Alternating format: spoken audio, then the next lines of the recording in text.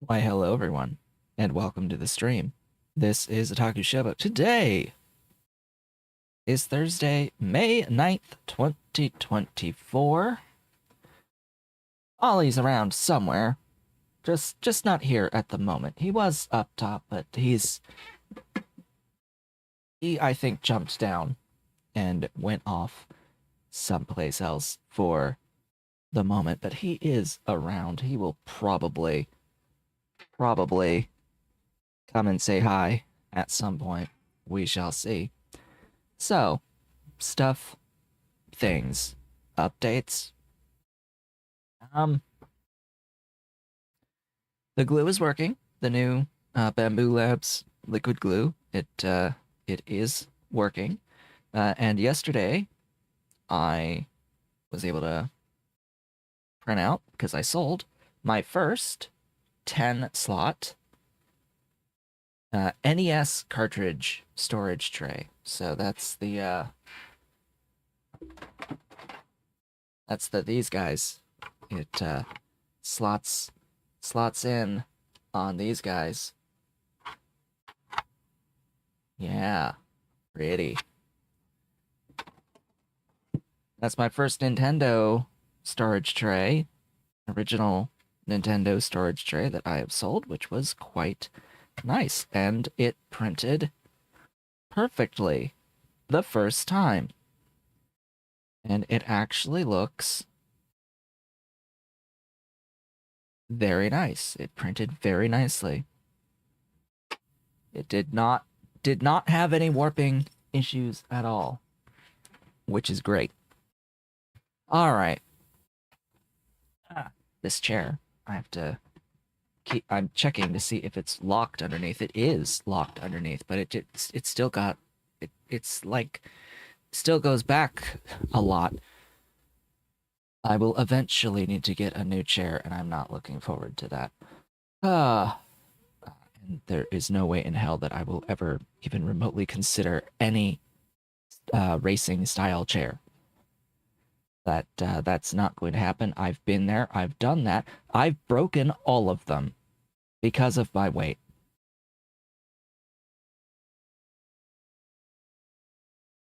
I will never get another racing chair because they're all shit. They are all shit quality. Not a single one is worth paying money for. Any amounts of money for.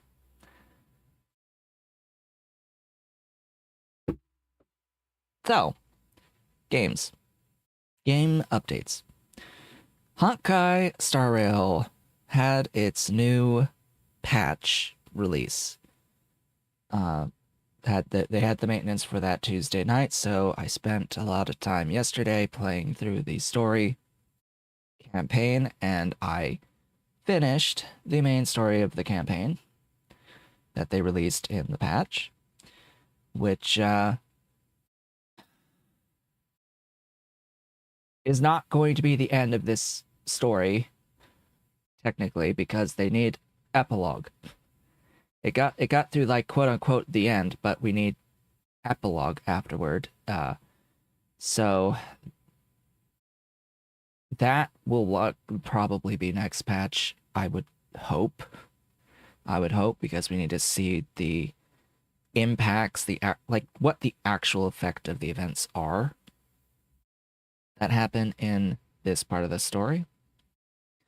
It had a big boss, new Echo of War boss. They showed this boss on the patch stream, so that is publicly known. It's a big choir boss.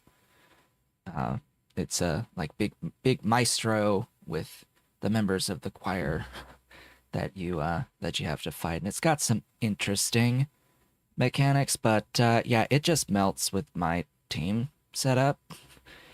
My Acheron comp, yeah, Acheron team, yeah, it melts. The boss just melts. The hardest part was having to use the main character for the actual story fight for it, because that sort of slowed down the melting a bit, but at no point did I ever feel like I was going to lose that fight, which is very different from the previous patch's boss fight, where I did not like that fight at all. This one's okay. The mechanics are fine. And yeah. Overall, pretty nice. It's a new Echo of War, so it gives like weekly matte material drops for leveling up traces for upcoming characters. They said that it's going to be needed for Boot Hill, who is releasing in the second half of this patch, as well as future characters. Not required for Robin. They were very specific that the current rate-up character, Robin, does not use those weekly mats. Uses the previous Echo of War boss that they released, the big bug. The big bug.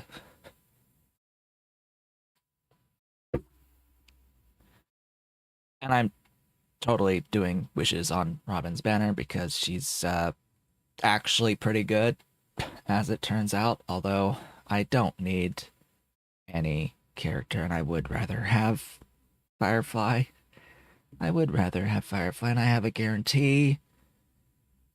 We'll see what happens on that front. Anyway, so that's Star Rail. It's fine. I have to go through all the side quests now, so there's still content to do, even though I completed the main story in a day of a 6-week patch cycle. There's still side quests to do. There's still a event that's begun that requires you to have finished the main story, so there's still stuff to do there. Azure Lane updated this morning. On a non-update update, there's no event going on right now. It's just a little spee. It's a little spee event. They give you a rental of the character Little Spee. It's just a like young Admiral Graf Spee, and just play the game for 7 days, and you permanently unlock the character. That's the best way to describe it. It's just one of these things. It's like, oh, play the game for 7 days, and here's your character, permanently unlocked. You can have it during the course of the 7 days. You could speed up the point collection, which is totally not necessary as long as, you know, play the game. So that's a thing. They added some of the little characters to the permanent banners as well, but that doesn't really matter. Since there's no limited rate up banner right now, it's just do 1 pull on the light banner each day because you get your pull back.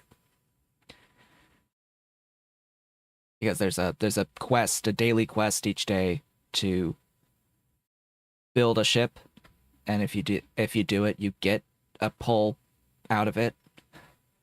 So if you use it on the light ship banner, it only costs 1 of the cubes, whereas the other 2 banners use 2 of the cubes. So if you do just the light banner, you get your cube back each day. You don't have to really worry about losing cubes every day. So for now, for the next week, I guess, or more, there probably won't be that much stuff until apparently the anniversary of the game's release in China.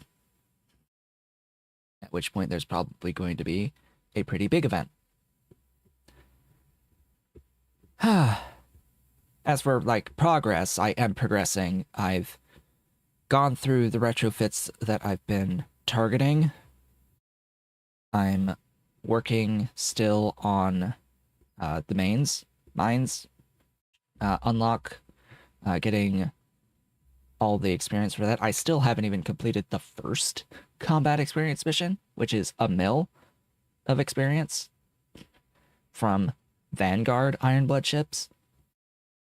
I've got 2 Vanguard Ironblood ships in my mobbing fleet, which is the one that does the most fights on any given mission.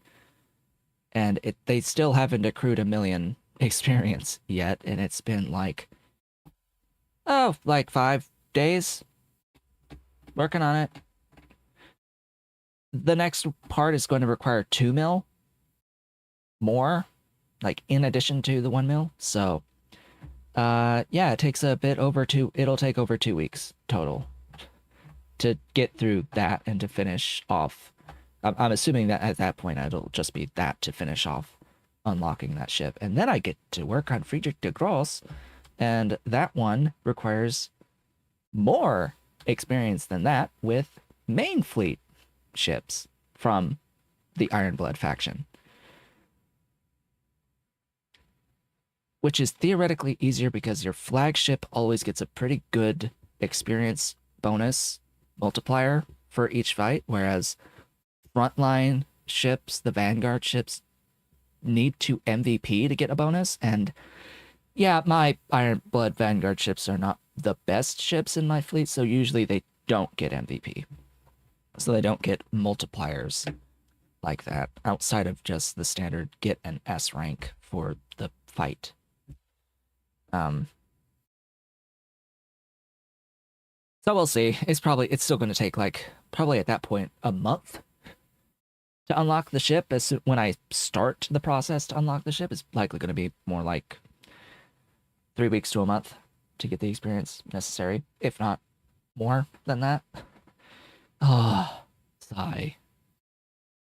Sigh. Sigh. AFK Journey has been pushing some trailers for the upcoming season, which on my server, I have rechecked, recalculated on my server for AFK Journey. The new season's content should be releasing at the daily reset on, for my time, May 12th, on Sunday, at reset in the evening of May 12th, because the exact time should be when May 13th happens, which is reset, which is at 0000 UTC 0, May 13th. The beginning of the 13th, which is the reset time for the server, which for me is like 8 o'clock at night on the 12th.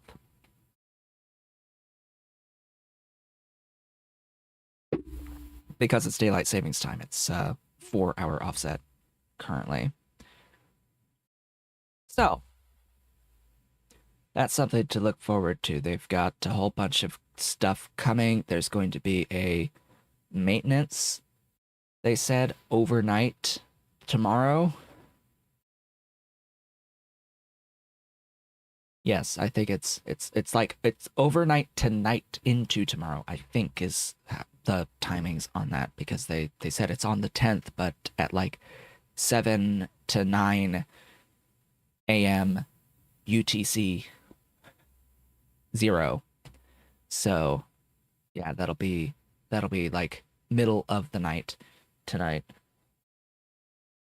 in the US. So that's neat, I guess.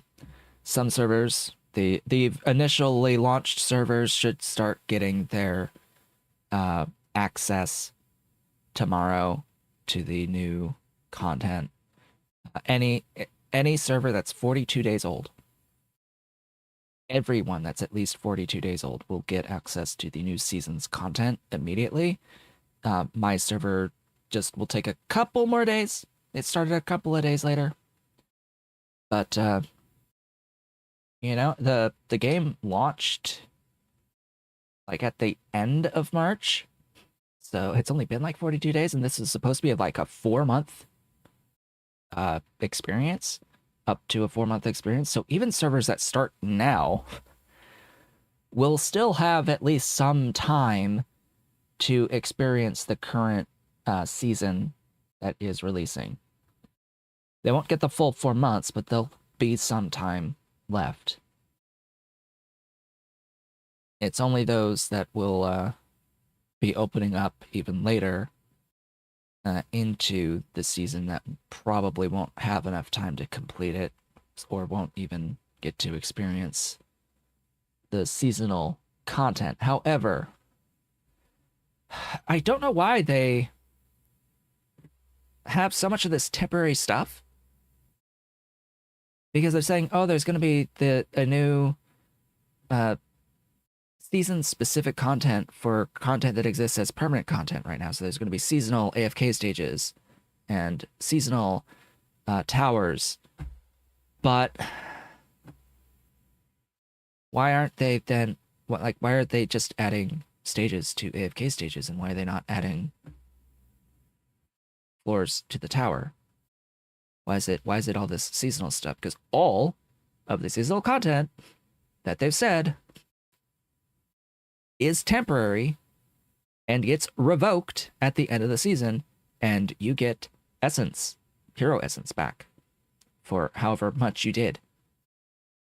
It'll translate into hero essence in the end, which 4 months from now, unless they are adding additional levels for your heroes, you're not going to be needing more essence because your account will be maxed.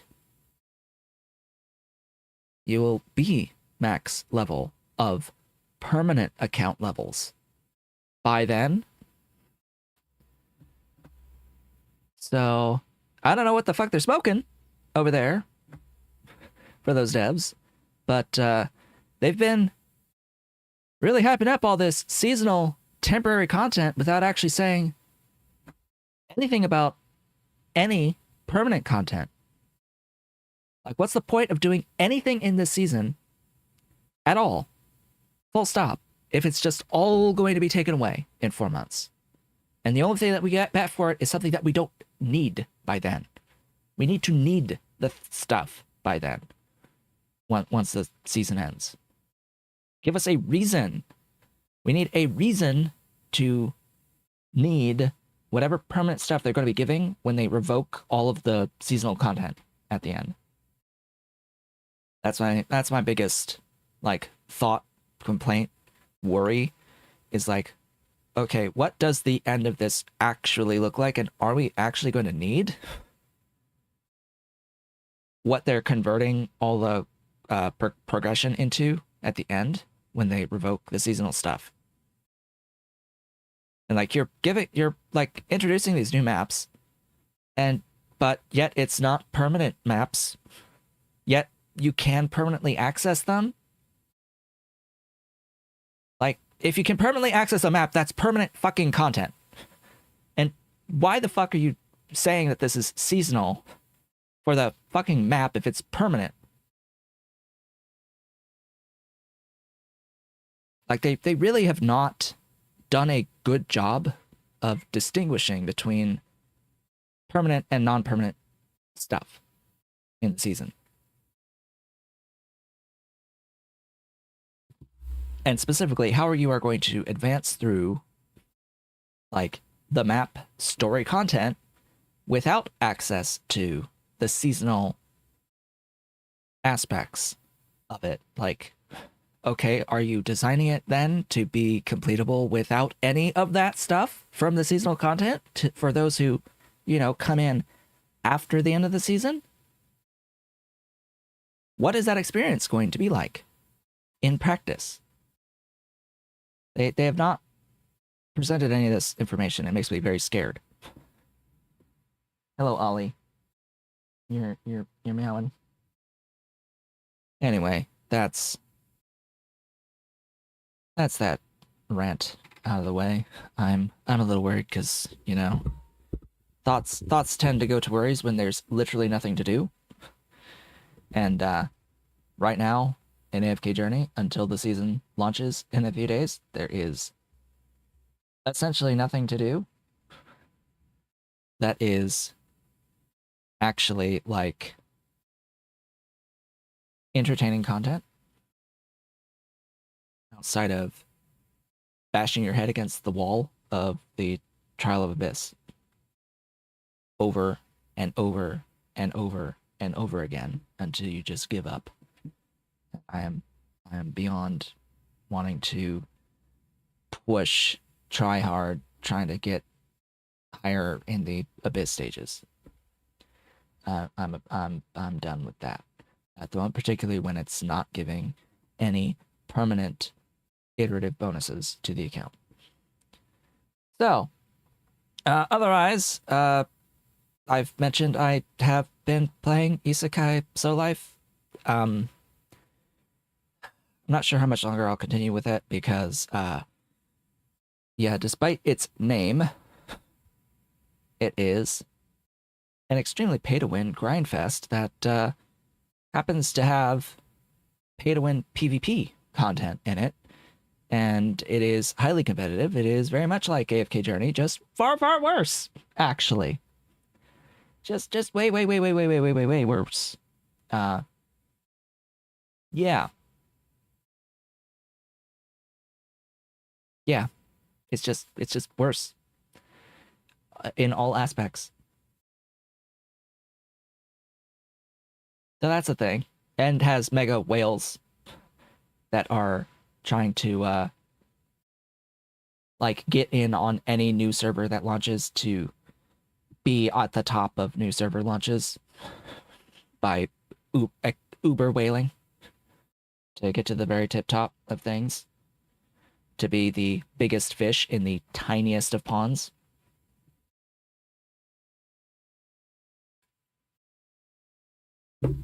So yeah, might not continue that for much longer.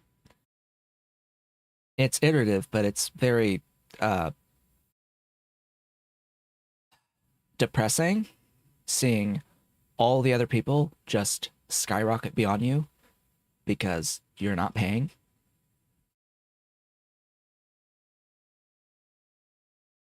Anyway, that's that. Game. Factorio. We're here to play Factorio. Okay.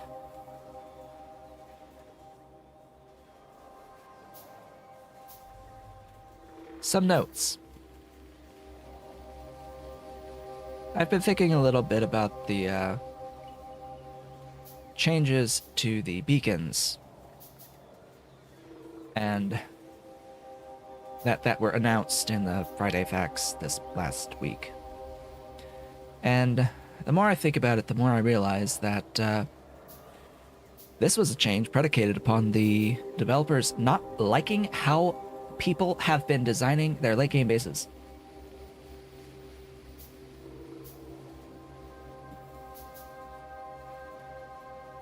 In a sandbox game that is all about players' creative freedom to design the base how they want to design the base. What it really comes down to with these changes to the beacons is that they don't like the way that people are building their bases, and are changing it for the sake of changing it because they don't like how it looks.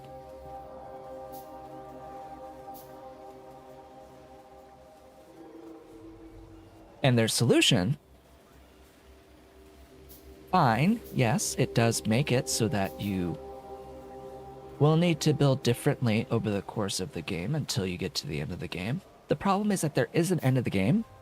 There is an end of progression, and yeah, there's still going to be a efficient way of building in the late game that will have a set of blueprints for every factory, and everything is still going to look the same. It's just going to look different than what it was before because the devs decided that it needs to look different. Here's Cat. Here's Ollie. He's joined me. That is my ultimate conclusion here, is that the developers, yeah, mister. Oh, you want to bite me now? It's wet. It's wet. It's a wet mousey. It's a wet mousey. Yeah. Go get it. And off he goes. So yeah, that's my ultimate conclusion, is that The devs just wanted to change things because they didn't like how things looked. And they changed it to look different. In a game that's supposed to be a sandbox that gives people the creative freedom to build how they want. At least claims to. To which I say... Seems kind of bullshit. Seems kind of bullshit.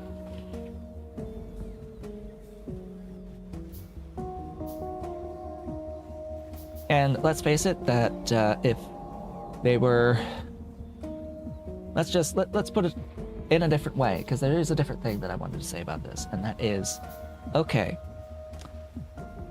people are building builds that have a lot of beacons around them, which they openly say in the Friday Facts that it's for UPS efficient builds. Okay, so maybe the way to get people to build differently isn't by changing how beacons function. It's making it so that the root cause of why people are building this way is fixed, aka late game performance issues. How about you fix the fucking late game performance issues with your game, and then maybe people will build a little bit differently. Have you thought of that?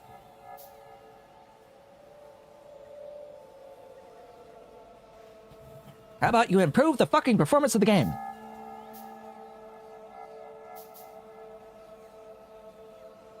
And then maybe people will start building differently. Make it so that people don't feel the need to design UPS efficient builds.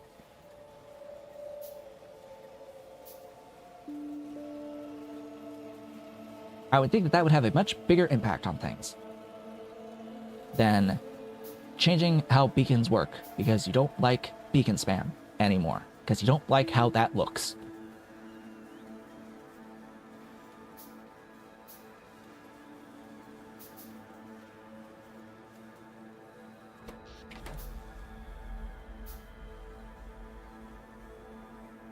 Anyway. So, in the land of Pyanodons mods, one more thing. By the way, did you notice that that Nilaus stopped playing space exploration because he was bored with it? Because it wasn't fun?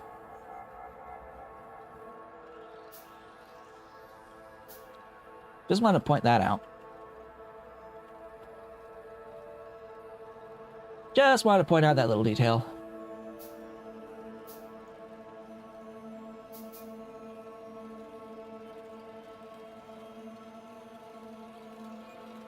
Oh, Hackwees. Gee, I could have told you that a long time ago. Saved you the time. Alright. Last time we met, we got into mechanical parts. We built the factory that built the mechanical parts, and we began moving on into getting science on the train network, and managed to get the automation science on the train network.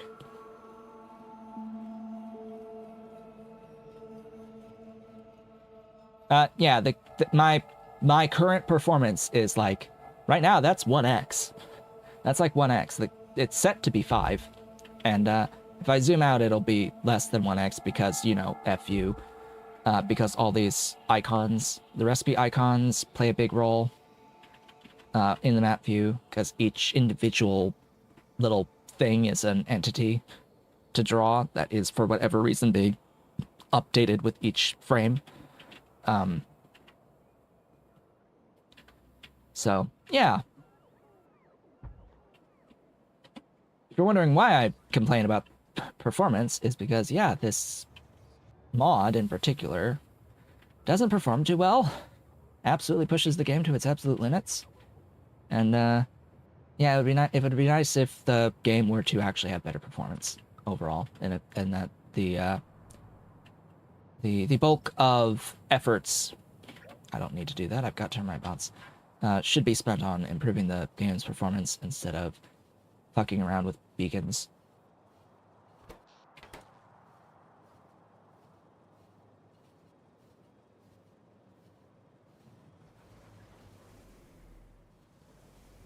Ah. Yeah, I still find it hilarious that even Nilaus did not enjoy ultimately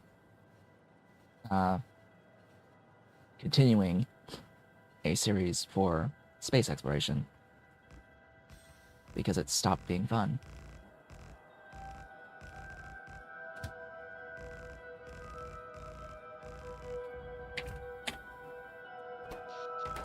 Because the mechanics are tedious.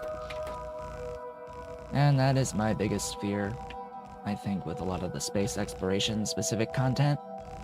Specifically, getting stuff to space and moving stuff through space. Yeah, it's... I think it's going to be tedious no matter what they do, and that it was a very ill-conceived mechanic from the conception. And frankly, Arendelle should have never been put near anything to do with the base game.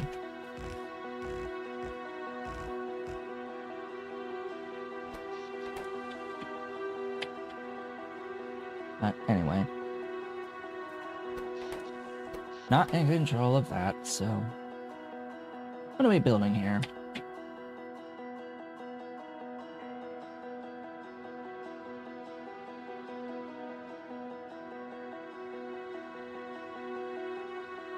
We're going to be doing the basic substrate as a separate build. And I should have cellulose as a separate build from that as well. So I guess this will be cellulose. And... I'm going to make the wood locally. We're going to need to import a fluid.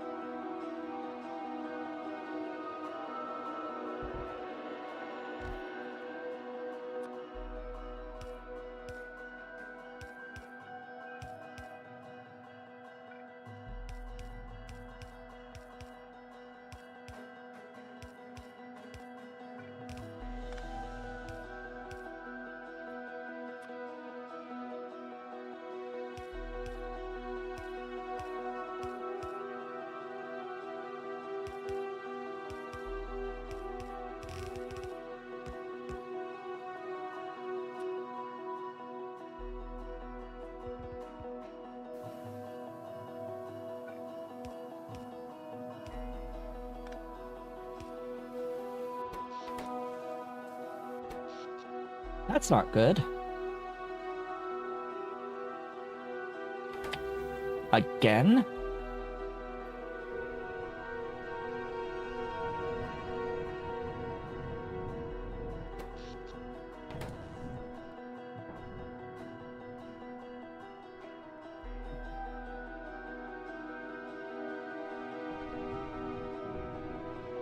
Yeah, again. Alright. Well, I need to address that immediately, unfortunately.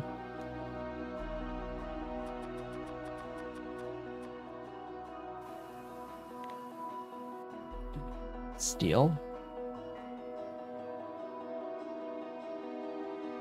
I'm a little far away. I get it. No, there's nothing in there. Great.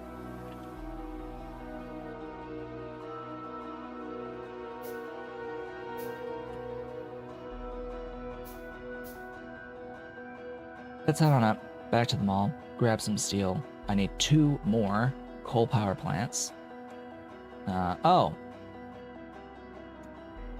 Lovely.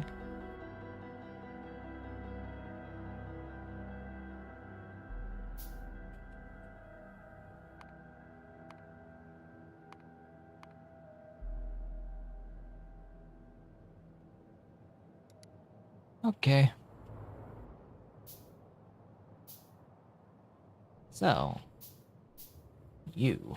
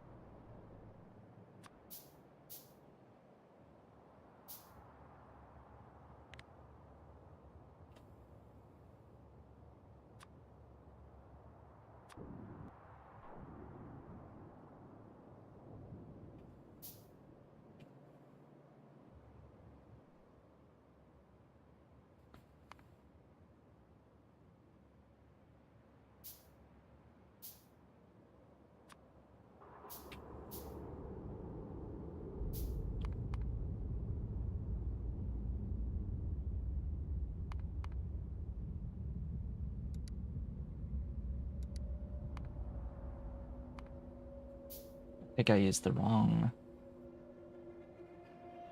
fish icon.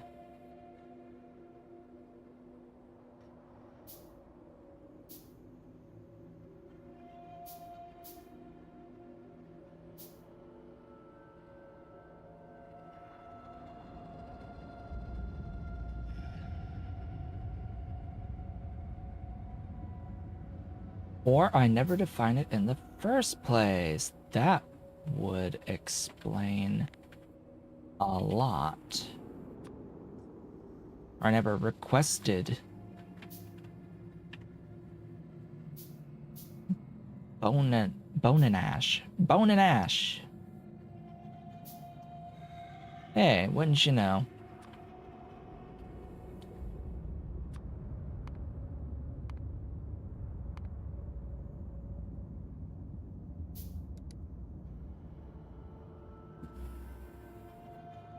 Alright. Sure.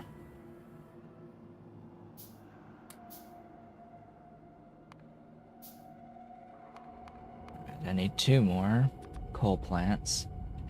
Then I guess I get to go to gearboxes down here, because I need to make some gearboxes. I'll also take those. A lot of the stuff that we're going to be doing today is going to also need gearboxes, so that's great too. And I suppose that even once the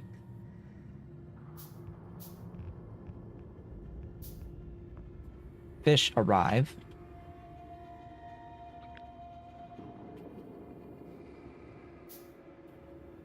that this is probably gonna want to have a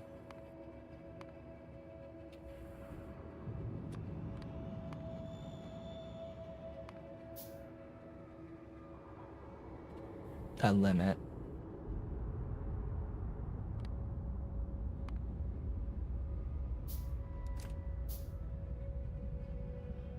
Sounds fine by me.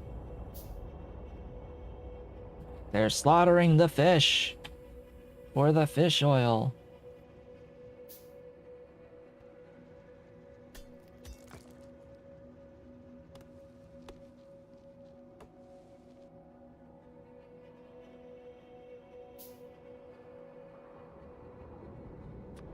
Because this isn't gonna move until there is fish oil here.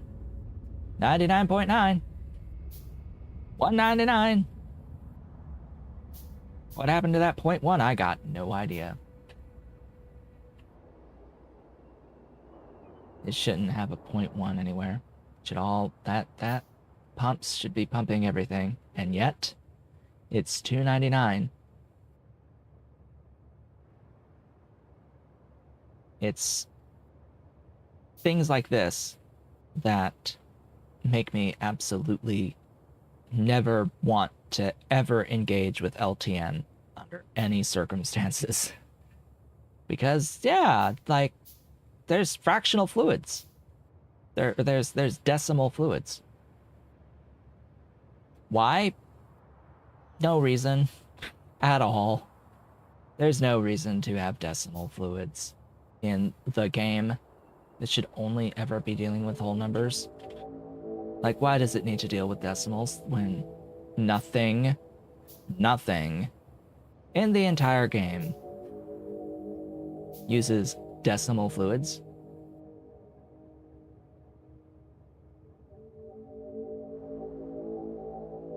The fluid mechanics in pipes, I guess, use decimal fluids, but why? For what reason?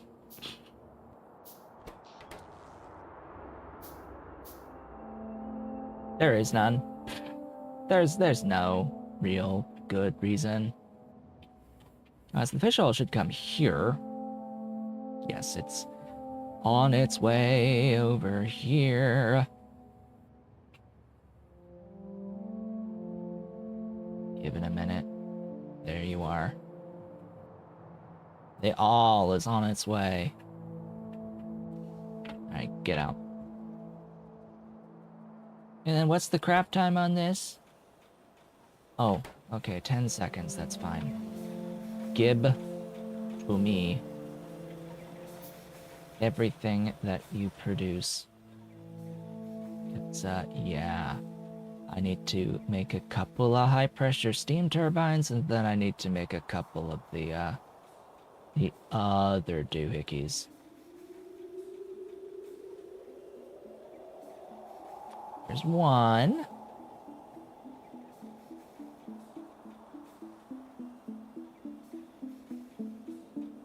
Yeah, regenerative heat exchangers, or the heat exchangers. Heat exchangers, yeah, these. Yeah.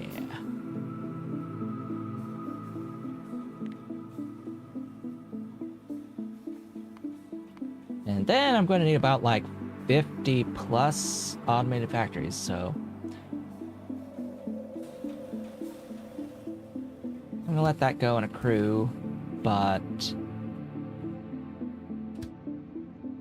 stop it because it's just going to end up delivering directly to the mechanical parts, and I actually just need the gearboxes as gearboxes for building the factories at the moment. Okay, I have to get back over here. We gotta go down here. I should have the tanks and the other stuff at this point. So this will just be a copy paste job.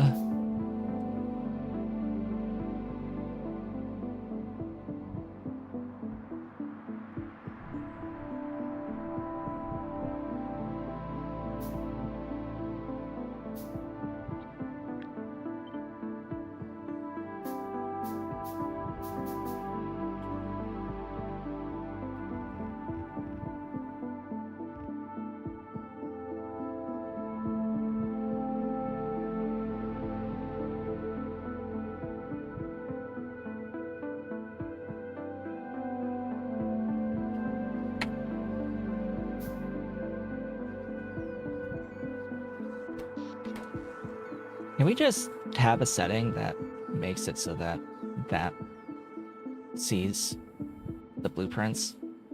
That just never destroys blueprints? That'd be great.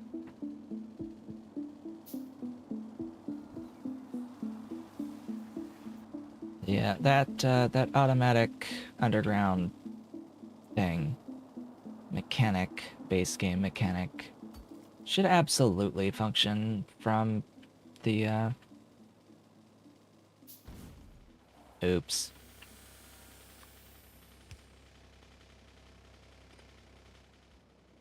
It should absolutely be functioning from blueprints.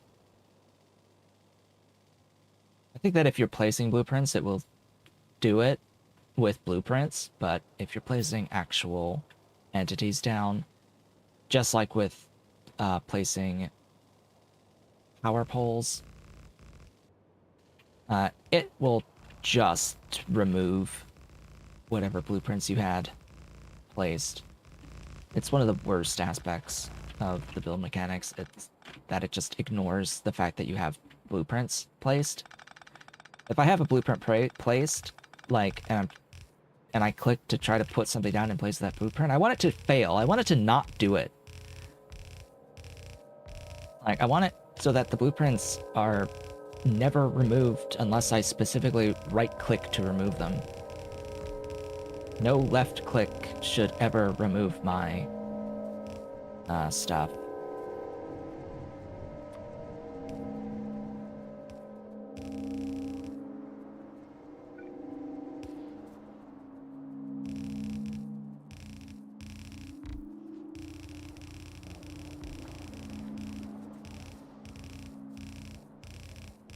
Now, I know they're doing some updates with 2.0 they talked about. I don't specifically remember that being a thing.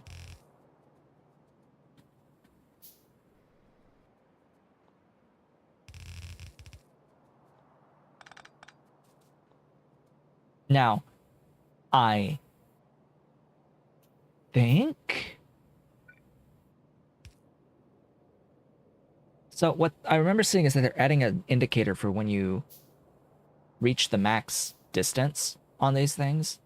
It will change color to a different color once you hit max so that you can more easily tell when you hit max. But then there's things like this. There's cases like this that I really think the game that should be able to recognize. But also what I know of programming, I know that this is really hard. This is probably pretty difficult for it to check for this case where these two, the distance between these two is within the max distance. And then to remove that, I want it to remove the middle part if these outer two are within the max distance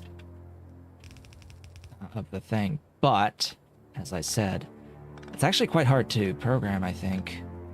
It's by hard, I mean it's not that it's impossible, and that it wouldn't take that much time. It'd probably be pretty quick to try to code it, but it's going to have a pretty big an actual performance impact to do it that way. It's a bit resource intensive. I don't really know a good way of being able to handle that efficiently.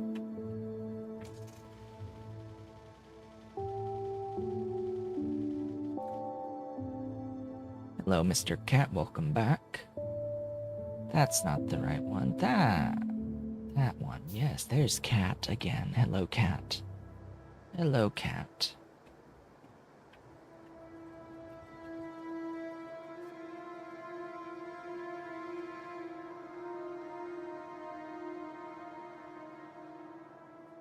Oh yeah, and another thing that would probably change how beacons end up looking is, yeah, how about more beacon types? You know? If the problem is that you have this one building that is the beacon, then maybe you have more than one building that is the beacon. With reasons to use all of them. Mr. Kitty Cat. Mr. Kitty Cat. Da-ba-da. Ba-ba-ba. Ba-ba-ba. There's the face. There's the head. There's the kitty's head. He's over here. Yes. Hello. He's pretty draped. His arm is over my keyboard. Hello. Scritchies. There's Scritchies. Scritchies. Yeah, scritch.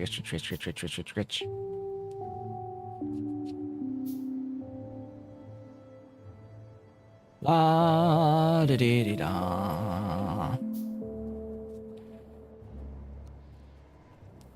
We're just waiting on these heat exchangers to finish.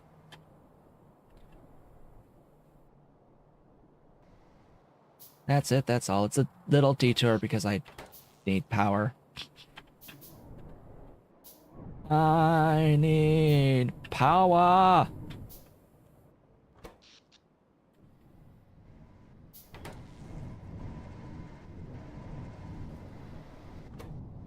Glorious power. Now he's over here. Hello. He's groomies. He's groomies now.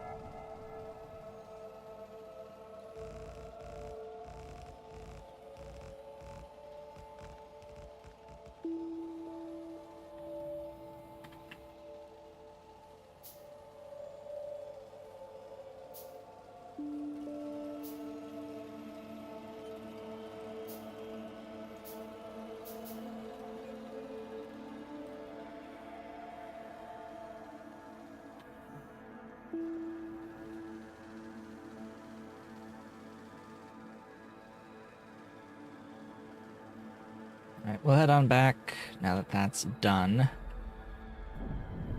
This is, yeah, gave us another gigawatt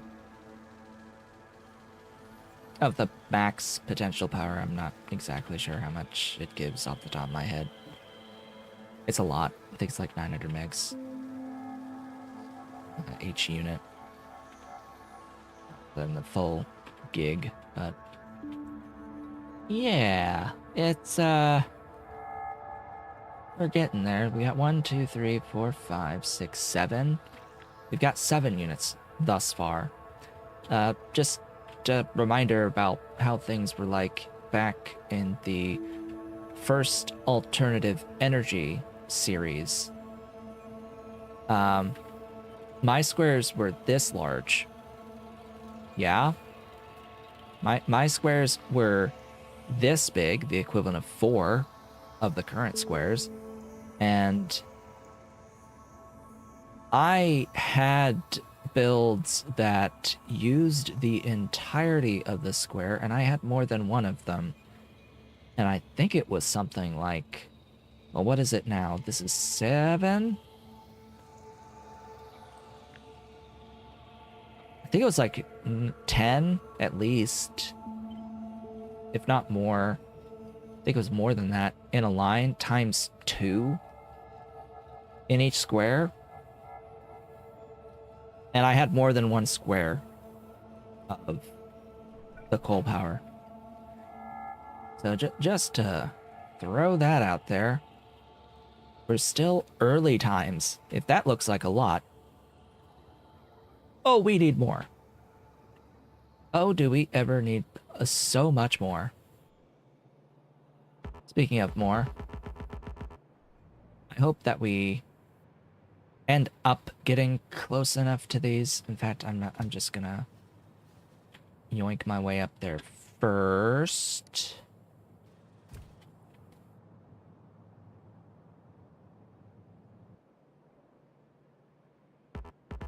So I can grab all of these gearboxes for me.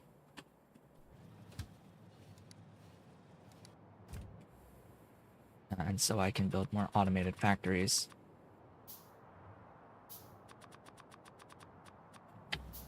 Because I need them. I need the automated factories. I need all of them.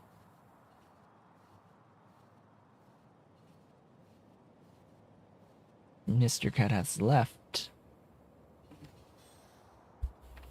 Thank you, YouTube, for telling me that I am, in fact, live.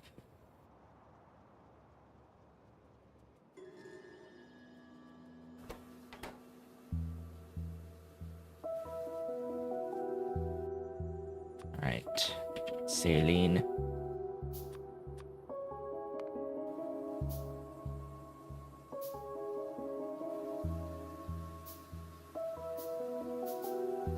That's the sodium hydroxide. I'm probably gonna add more.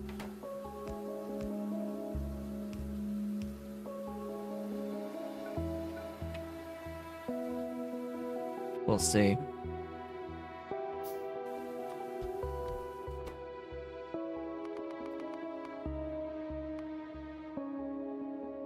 .2, huh?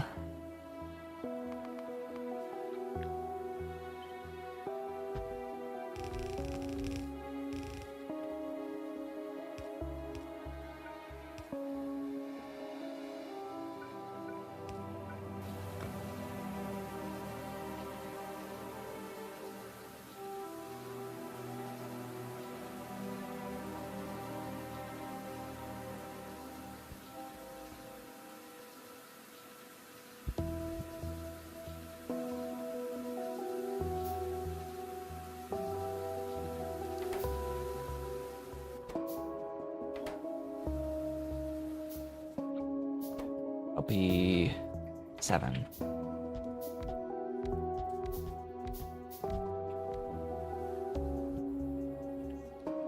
And then we get to go over and copy paste the wood build.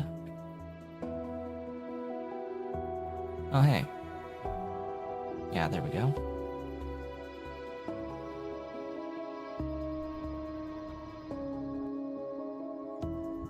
Let's copy it from wood itself.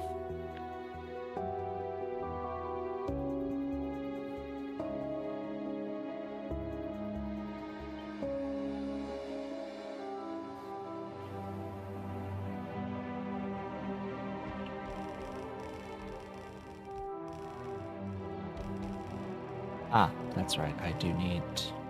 I'm going to have the wood here. I'm going to need to bring in CO2.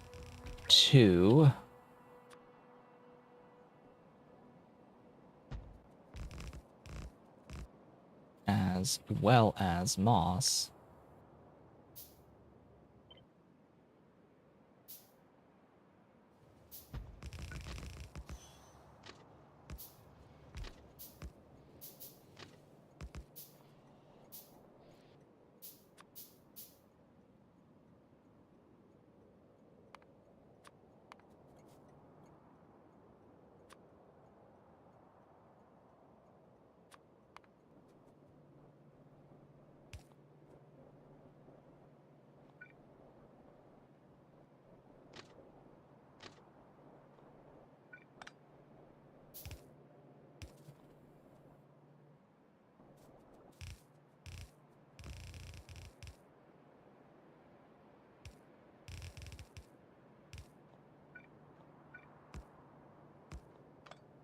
Give it power. Down, bring it over.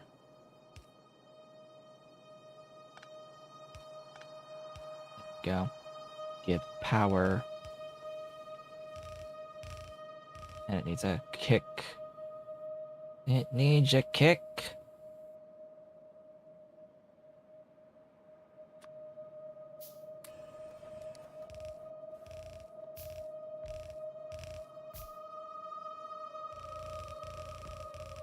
Really don't like that it needs a kickstart, but it's just the way of it.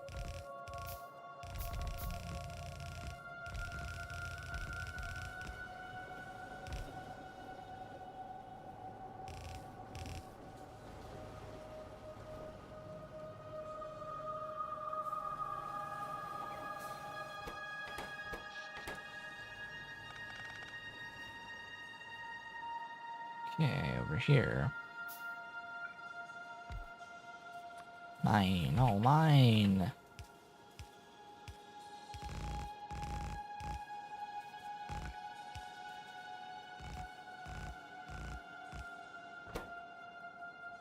Beautiful.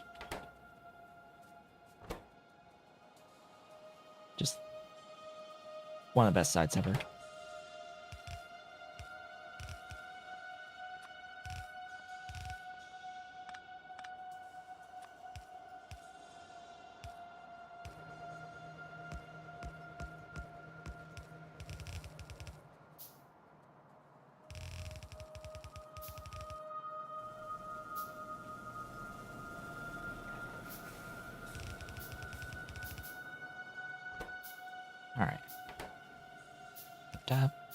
Ba-da.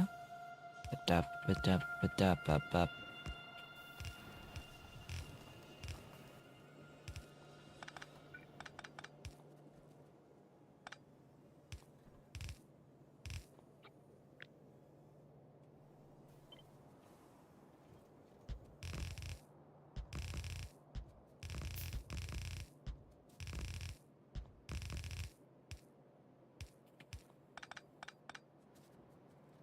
Okay. Bring this in over here.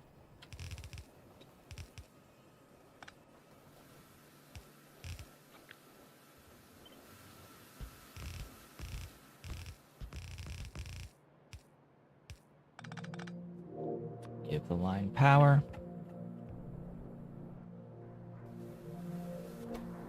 Low cellulose.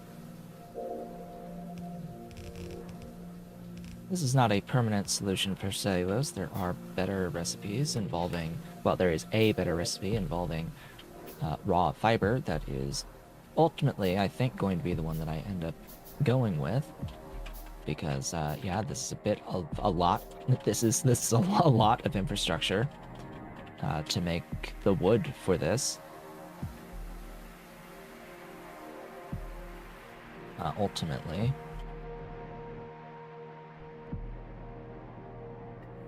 Meow. Hi. Oh, you brought me something dangerous. Yeah. Yeah, about that. Ollie. Ollie.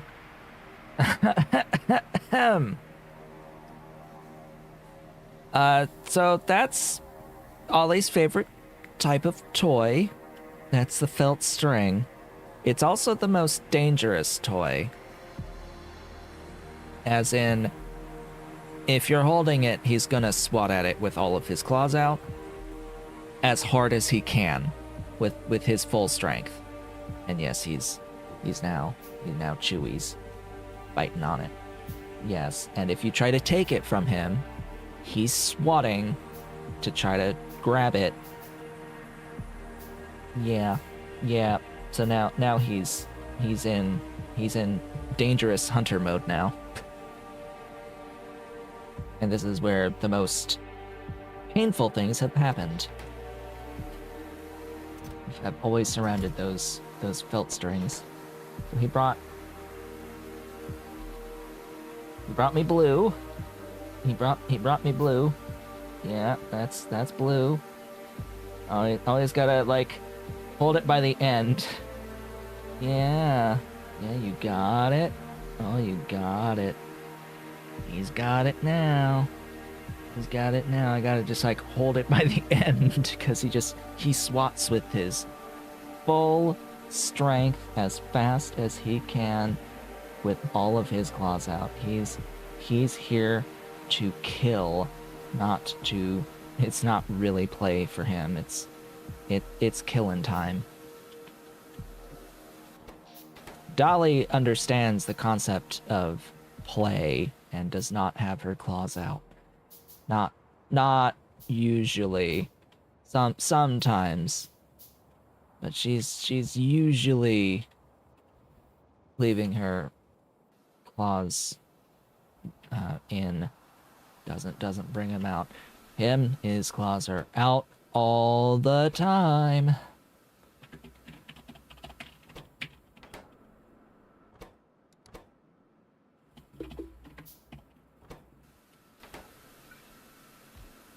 And you dropped it? Yeah. Yes, you did. Okay. Here's what we're doing, Mr. Cat. We're gonna take it and we're gonna toss it, and off the cat goes to go get it.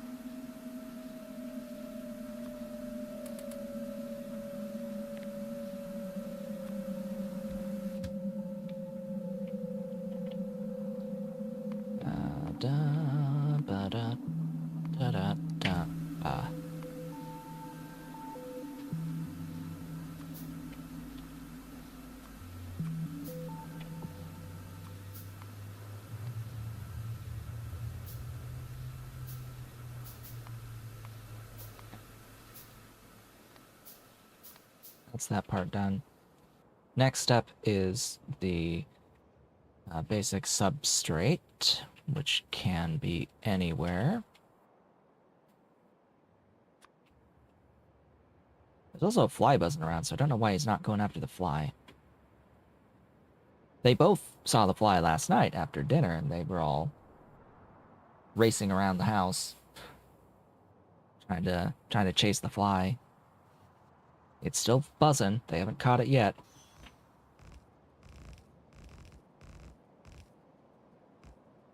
Yeah, it fell. It fell down. Yeah, big boy. I know it fell down. Da-ba. Da-ba. Yeah. Da-ba-ba. Yeah, swatting. Swatting. Swatting, biting. Yeah, swatting and biting. Ferocious kitty.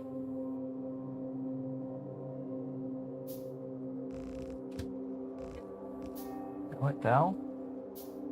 It fell down again? It fell down again. Go get it. You gonna go get it? He's like, oh, I don't know this time. I don't know about this time. Well, it's too far away now. You gotta go get it. Yeah, there you go. Too far away now. You gotta go get it.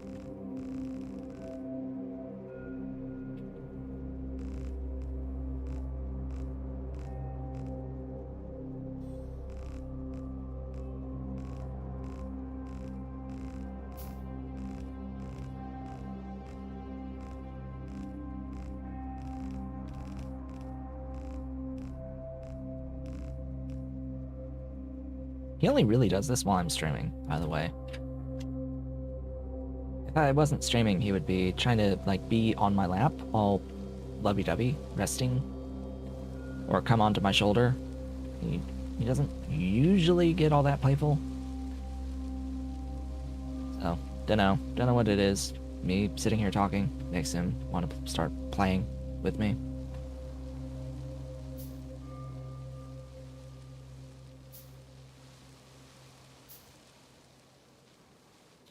This is a lot of trees that need to die. Ah, yes. All trees must die.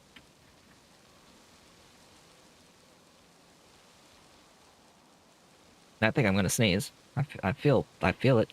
It like went up my eye.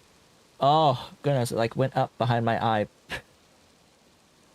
I think it's past now. And the sneeze that never comes and just goes up the nose and into the eye, behind the eye. Like, great.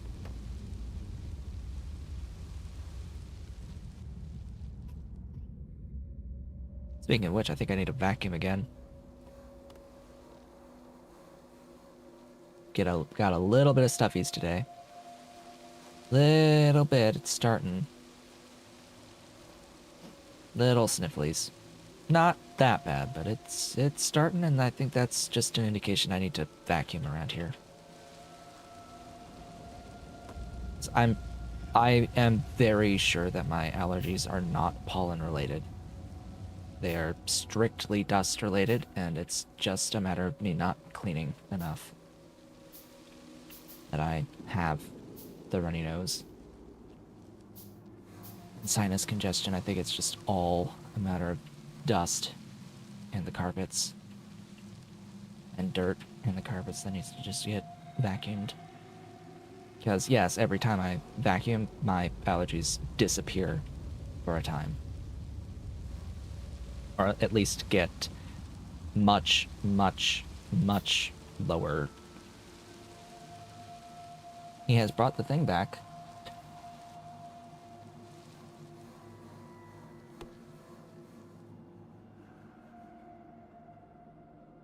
Yeah. Oh.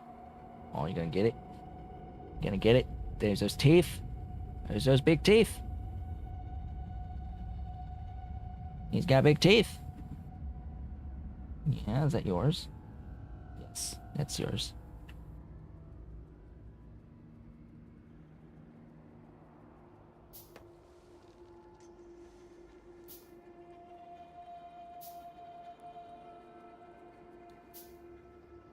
Okay, this place is gonna need 3, 4 input stations.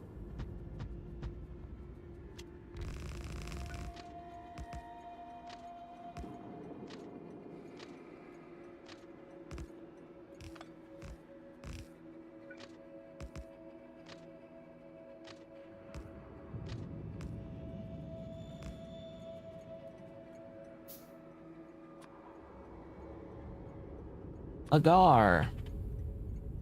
It's agar. Empty petries. Moss.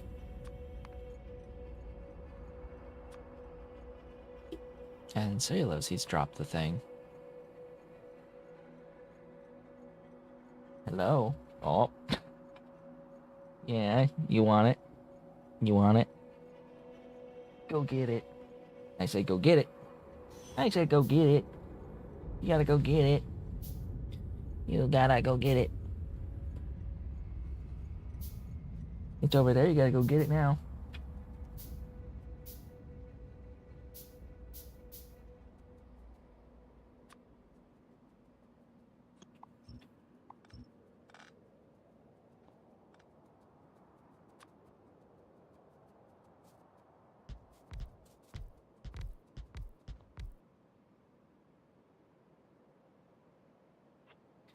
You know, it always is. It is tempting because it looks like it's, yeah, it's exact. It's always, always tempting to have like a direct insertion type build.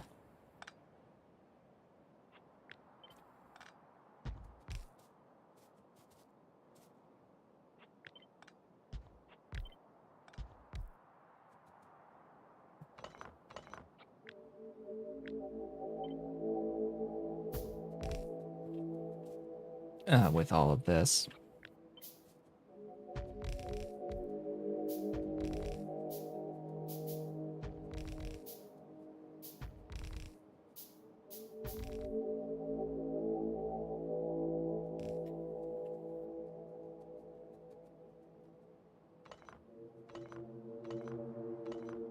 You know, just to like show it off. So then I could do a line on each side for each of the thingies. I don't even need 2 lines actually with this much.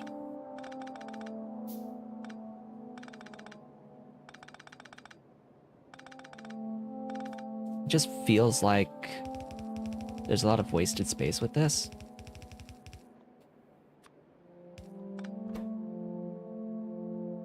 It really does feel like there's a lot of wasted space.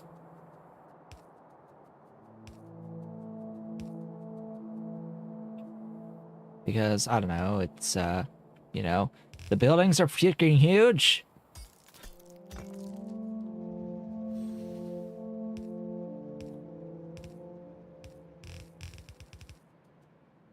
That has something to do with that.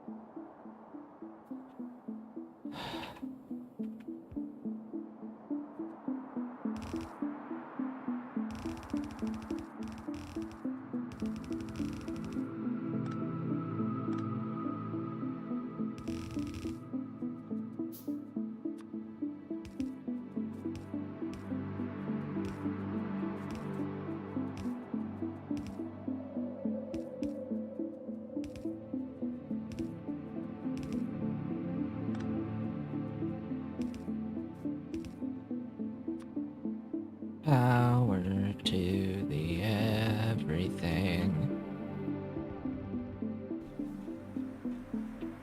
So, fun part. I'm probably gonna double this, but I don't have enough, I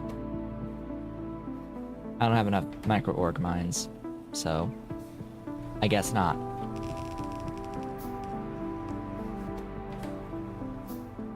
Alright, moss and cellulose. Whenever there's enough cellulose.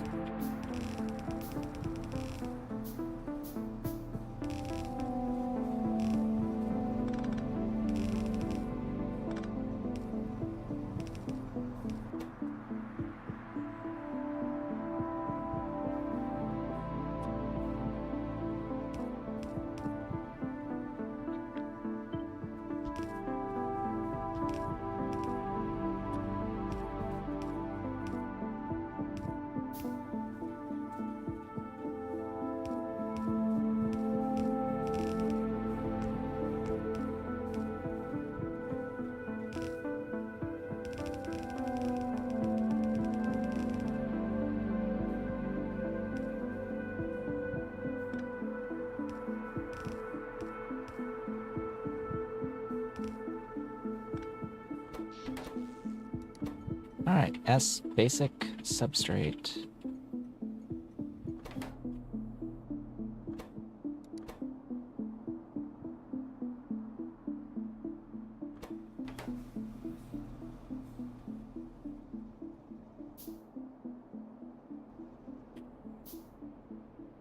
All we need is cellulose, huh?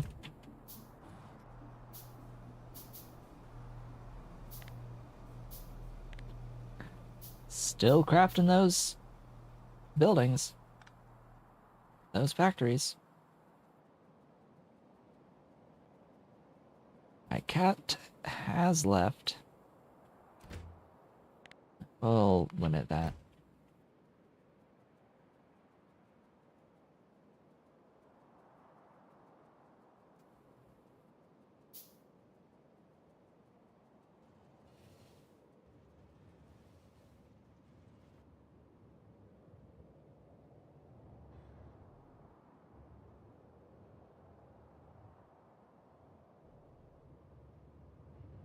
There's our cellulose delivery.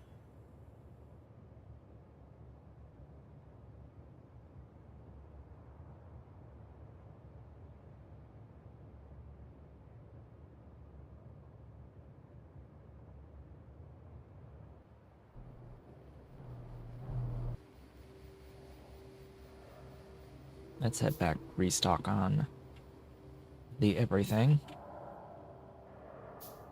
Consider where the next place is going to be. Next factory.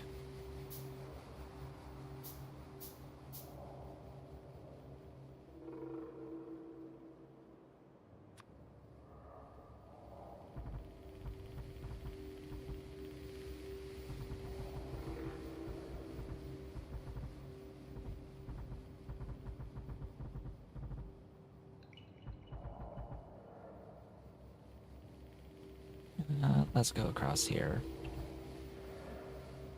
I have decided.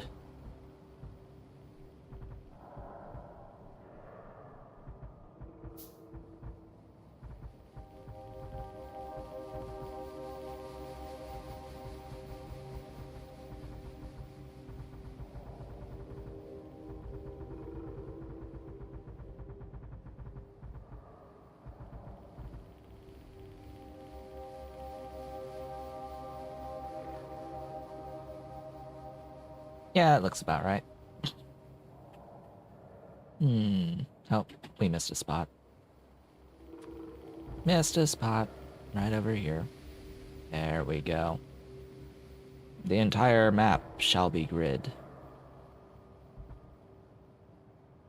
Not that one. Not there.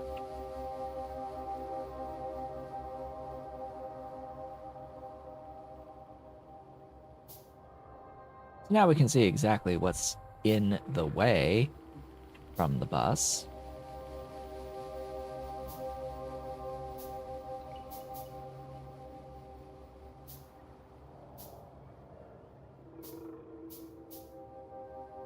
The answer is absolutely everything is in the way. There are not really any good spots for me to go across. Oh well. You done? Somewhat. Alright, gearboxes, I think I will allow you to exist.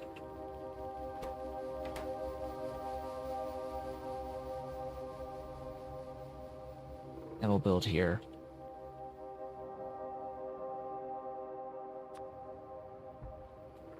Alright, this will be the High Science 1.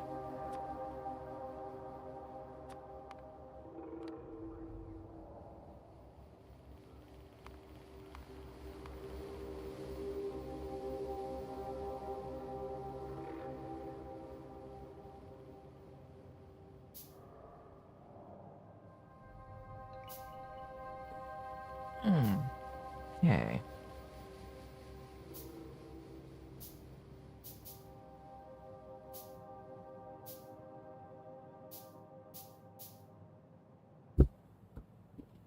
reposition everything here.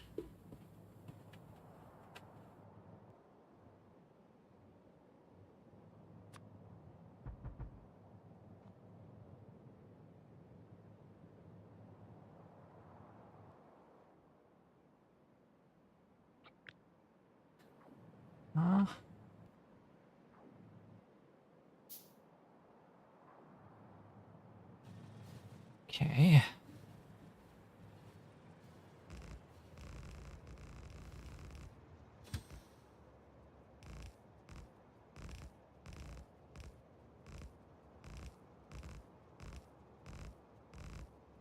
Get all this rail placed.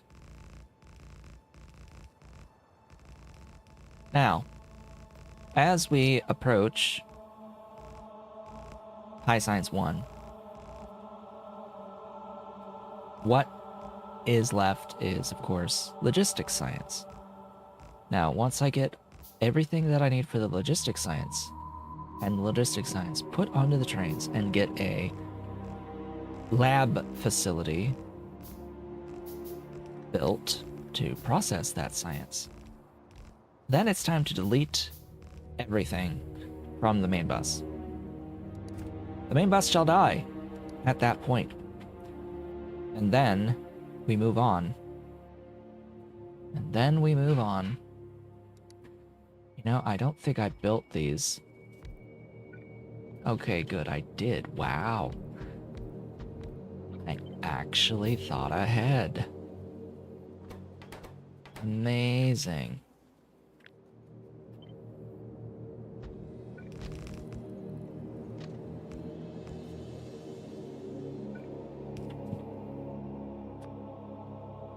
Basic substrate. Glassware.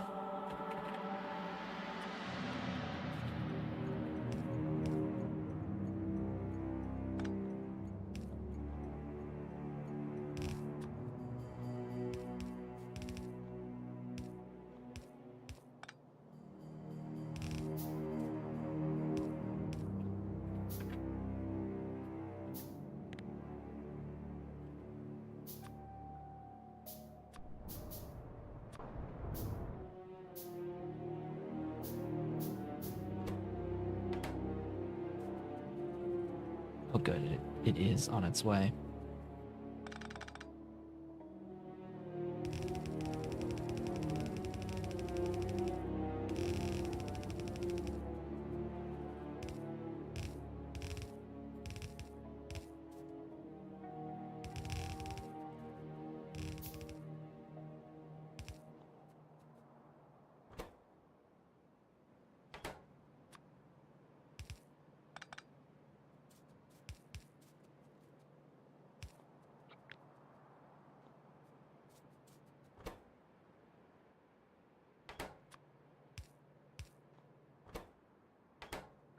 Okay. That's that.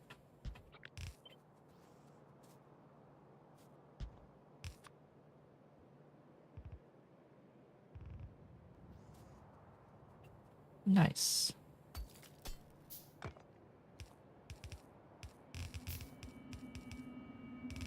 There's also a couple of miscellaneous things that I'll need outside of just what I need for the logistics science. You know, things like chromium and nichrome and the niobium. Those are important to have on the trains and are the only other things besides the exact stuff I need for logistics science. So my thought is maybe we should start with that. Start with that. And that.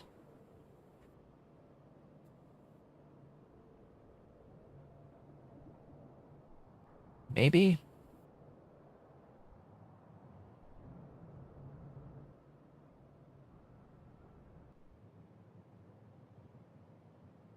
Just get this part of the base put onto trains.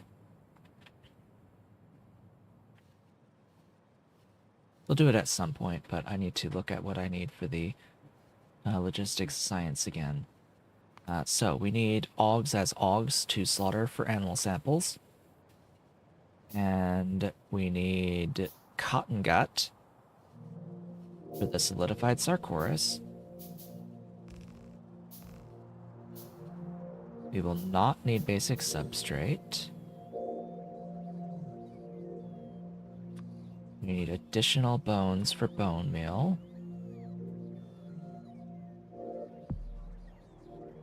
We need to craft petri dishes.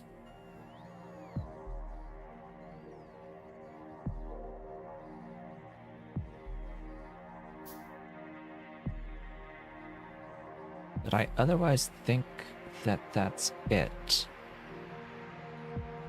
Ah, I need lab instruments.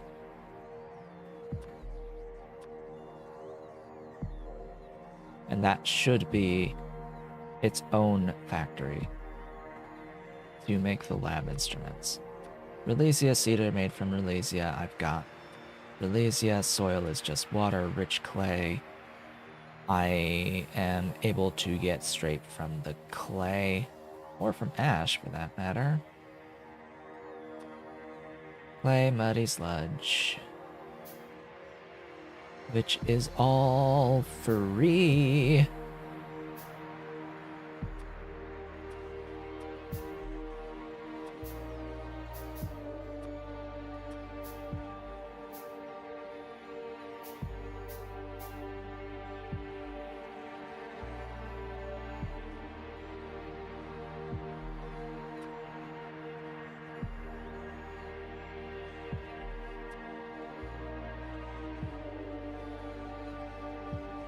Yeah, so just augs and cotton gut really are the only major factories.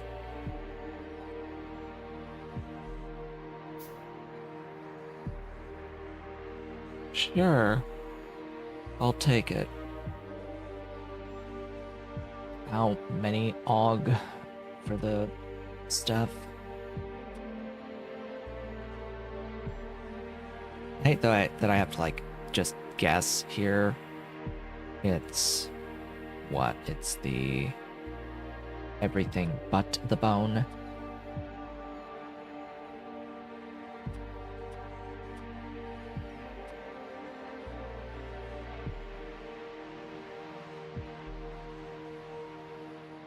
Yeah, everything but the bone. So 0.278. 0.278 aug. Minimum. And I'm not gonna bother with food. So ultimately, a small build is required for this, not that much at all. Okay, I think that's mostly just a copy and paste of the bus's infrastructure.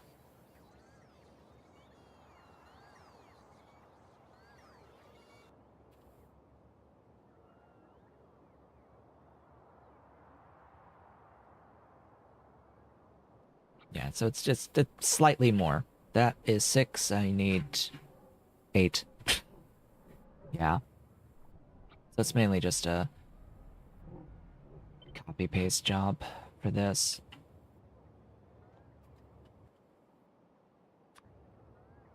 We'll do it here next to manure.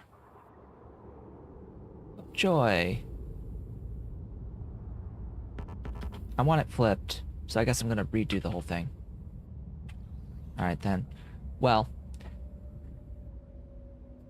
we are halfway through the stream, so it is time to take a brief break. Good timing.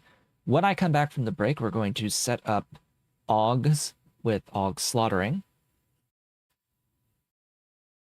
And that'll give us all of the creature parts to use to make animal samples, as well as bone meal.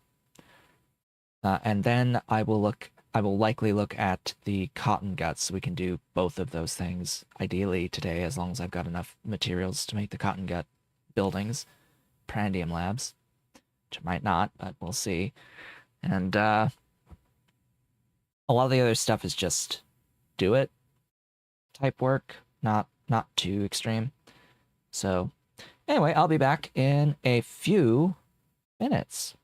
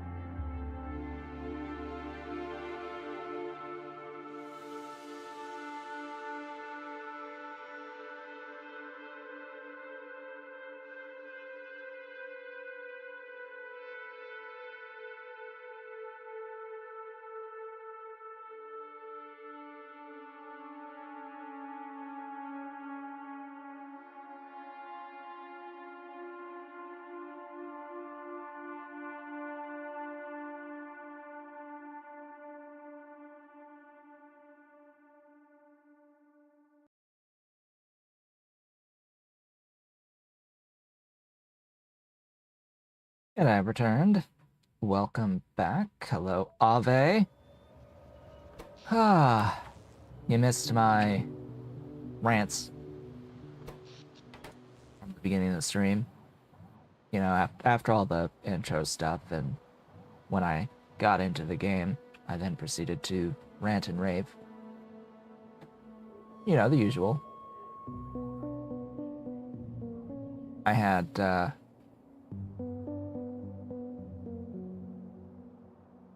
continued thoughts about the, beacon stuff. I had continued thoughts about the beacons, changes.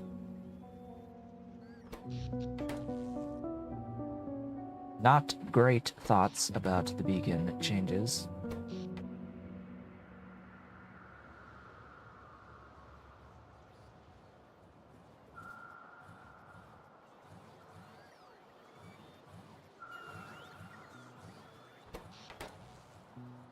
Just a summary. They didn't like how beacon builds looked at the end game, so their solution is that they're changing things to make the builds look different.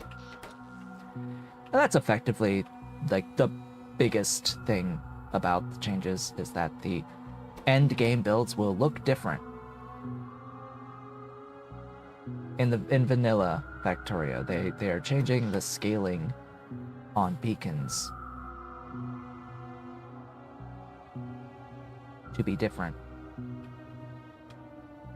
And quality will play a role on distribution efficiency as well. But the thing about it is that there will be an end state. And that end state will look the same. All of the builds at the end state will look the same. That there's going to be more builds in between. Fine. But temporary. And if you aren't playing to that end state, then there's bigger problems with the balance of the game, frankly.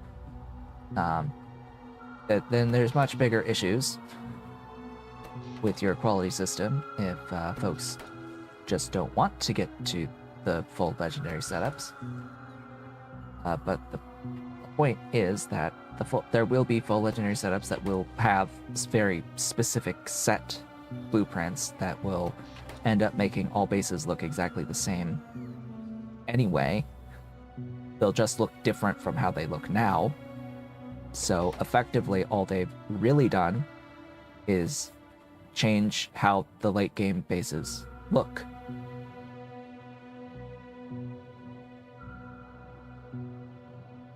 They've only changed how the actual layout used for the late game bases. That's the only difference.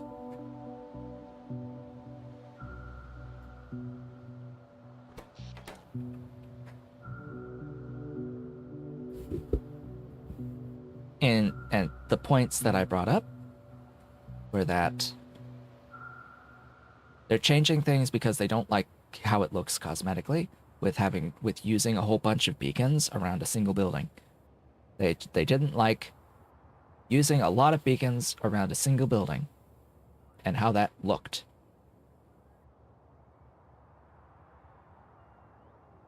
In a game that's supposed to be about creative freedom to build how you want to build. Their solution is to change the beacons so you don't use as many, ultimately.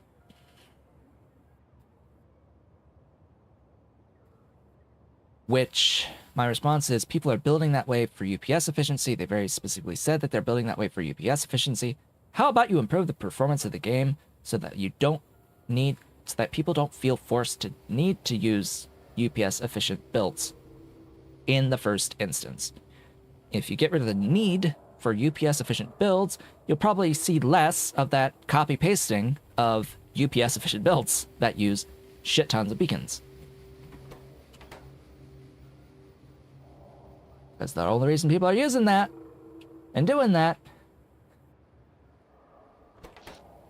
For people who are making megabases is because the game's performance sucks at scale. And that the focus should not really be on changing beacons when the issue is performance at scale. The fundamental issue is performance at scale. And that is what needs to be fixed, not the scaling of beacons per se. Now, scaling of beacons can be one potential solution for improving performance at scale by reducing the need for entities, but that still isn't necessarily solving the root cause of there just not being good performance with a lot of entities at the end of the game, in the late game. Like, the solution isn't reduce entity count for a late game base. It's gonna be allow more entities. It's going to be make it so that the game performs with higher entity counts. That would be more useful, I think.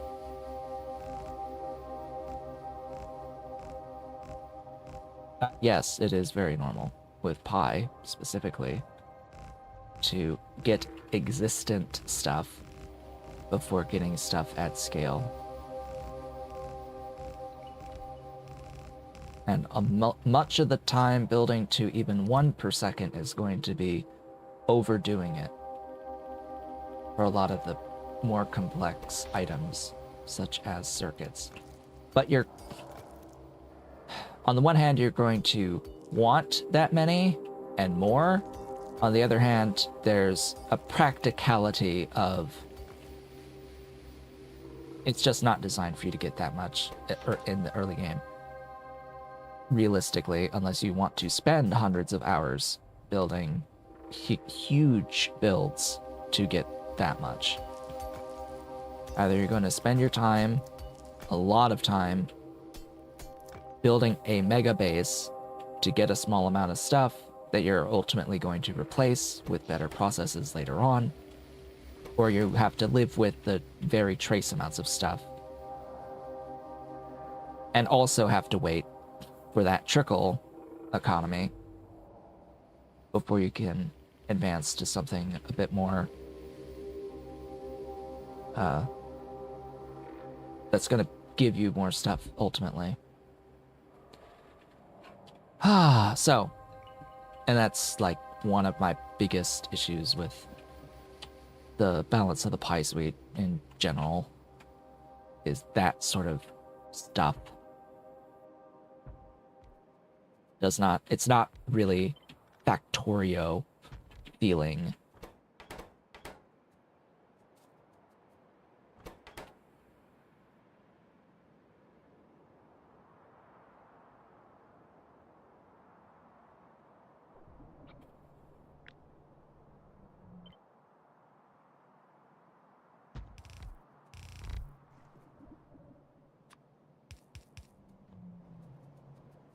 All right. Oh yeah, we need barrels.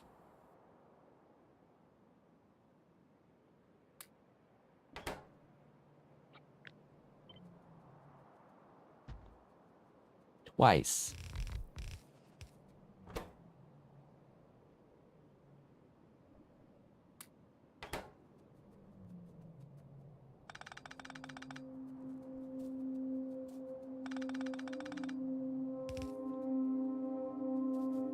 Alright, we need moss and native flora.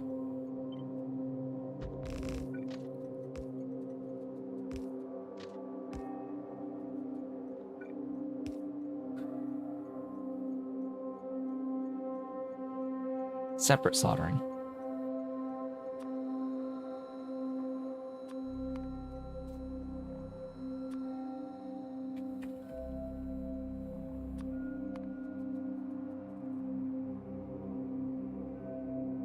Oh, it's stacked.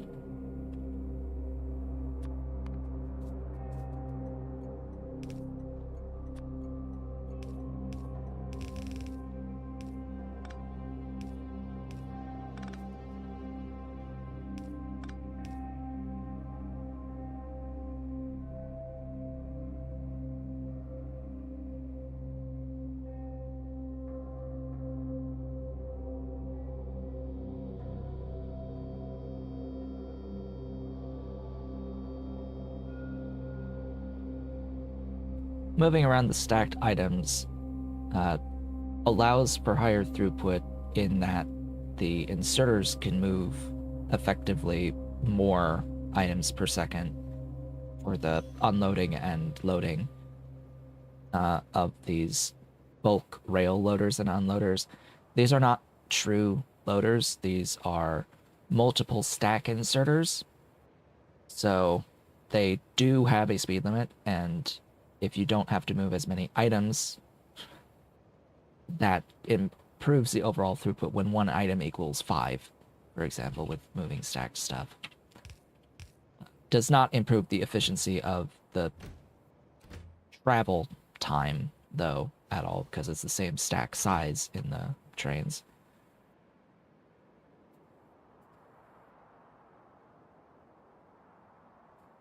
No, nothing takes stacked items. You have to destack everything before throwing it into a building, with deadlocks stacking anyway.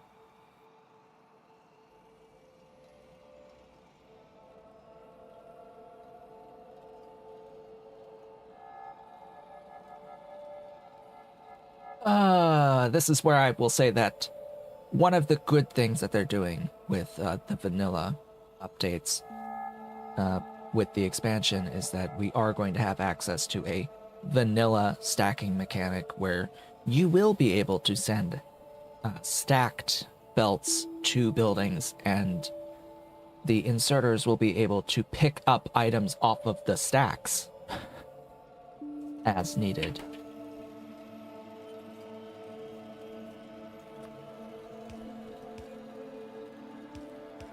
That is a good feature that is coming. See, it's not all negative. I have a lot of negative things to say of what they've shown so far from the expansion's content and the 2.0 content, but not all of it is negative. Not everything is negative. Stacking is good. The stacking is good. It's really good. Very, very happy with the stacking stuff.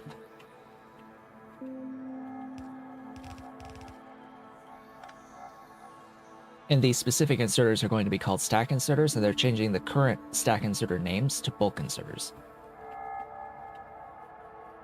So the current stack inserters are changing to bulk inserters, and then they're adding a separate inserter that will work with the stacking of items on belts that they will call stack inserters.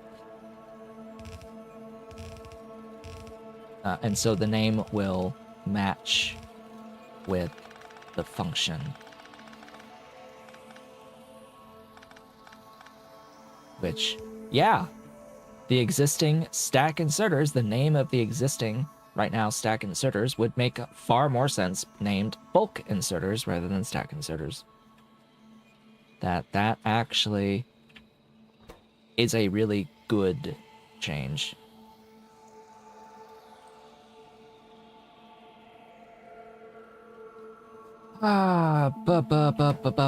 Boogers. We're gonna put these on a single belt. Split, go down. But I'm gonna need like a couple. So each one of these is able to do 1.2 per second. Oof. You know what? I'm actually gonna put down a third for inputs. I don't want to. Clearly, I'm not having the loaders here.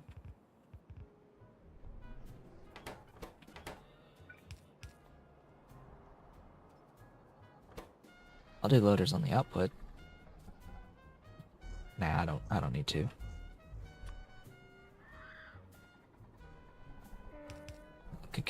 I could get away with having not powered inserters, technically. I just prefer not exceeding 0.3, not exceeding half of the speed.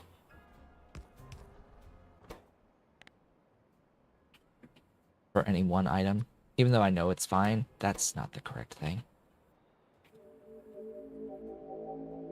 Empty barrel to the right, please.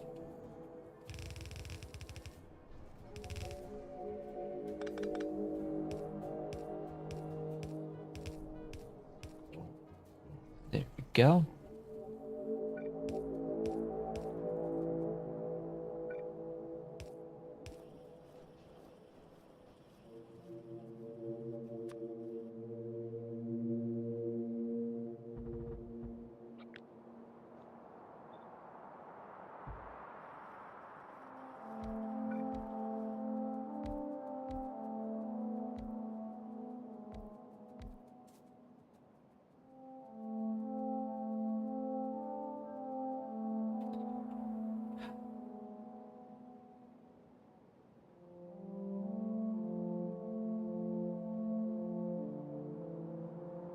So I didn't want to solder here.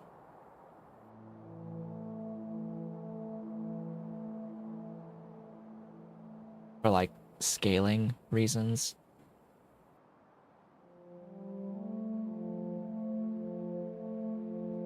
But I'm just thinking that this makes 0.2. 0.278. And it's not ideal to use trains for that low of throughput.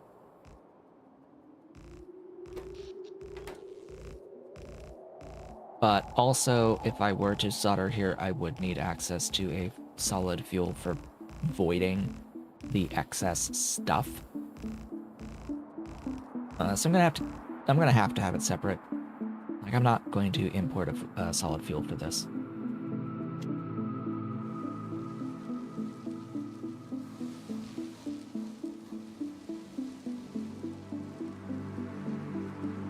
All trees must die. Hey, you want to talk about a feature that we need in the base game? Cough, cough. So it exists, technically. Just later. But would be nice if having easier, earlier access to tree demolition outside of, you know, military-grade equipment that can also kill you and all of your stuff with it. Something targeted specific just for trees would be great, or some sort of biocide.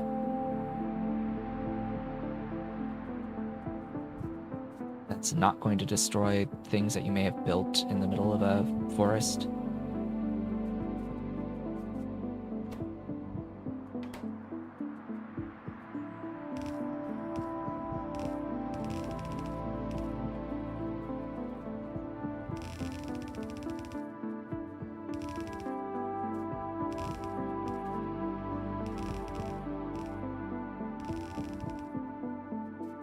Because vanilla game, the intent really is flamethrowers. You can burn down the forest with fire and brimstone. Or, like, use grenades.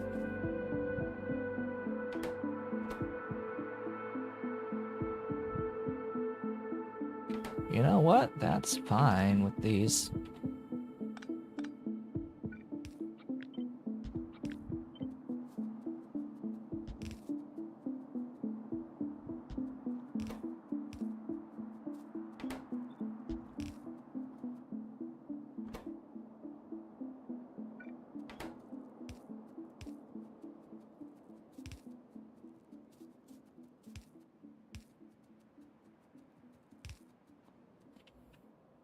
Like, I will reiterate, there's no reason for these to be this slow. The speed should not be that slow.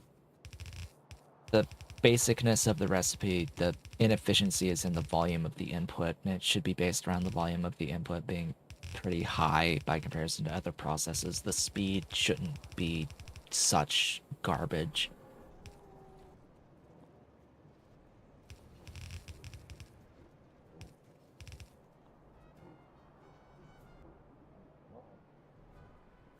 Oh, right.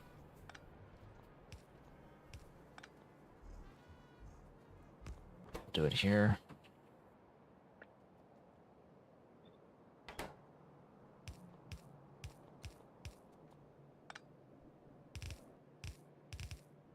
Doesn't matter what goes where.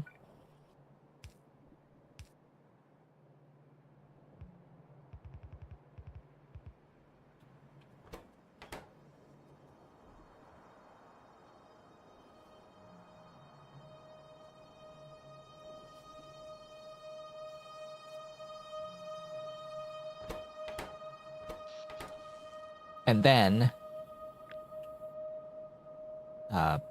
items that consume augs should consume more the later you get into the game, with additional things needing more of the augs, and that's what pushes you to scale and use even faster buildings over time. It's that the demand should increase to then require better, more efficient recipes to keep the scale lower over time of the actual build, to improve the output to match the increased demands. Which, unfortunately, that's just not exactly how it is in most of the game, in most of this experience. Not with alien life, anyway. In particular.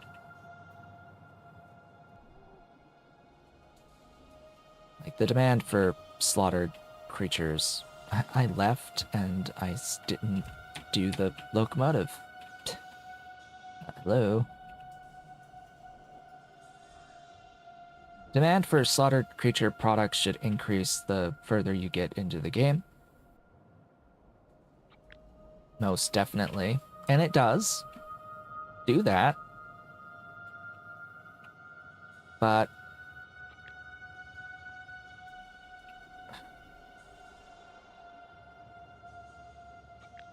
the early game shouldn't need as much scale as it does to meet the early game demand. That's the biggest issue, is related to early game scale versus demand. And then as the later phases require more stuff, you do get more access to upgrades that help reduce the scale, but you have to get there. And you have to enjoy the experience enough to get there. You know?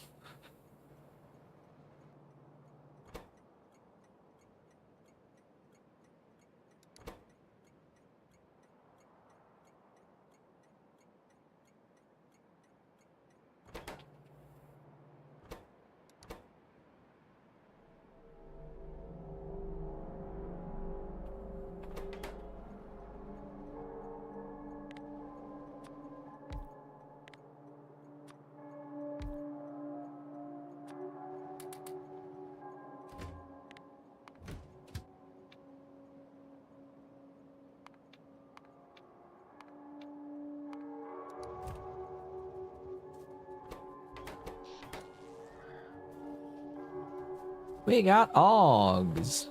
They are moving.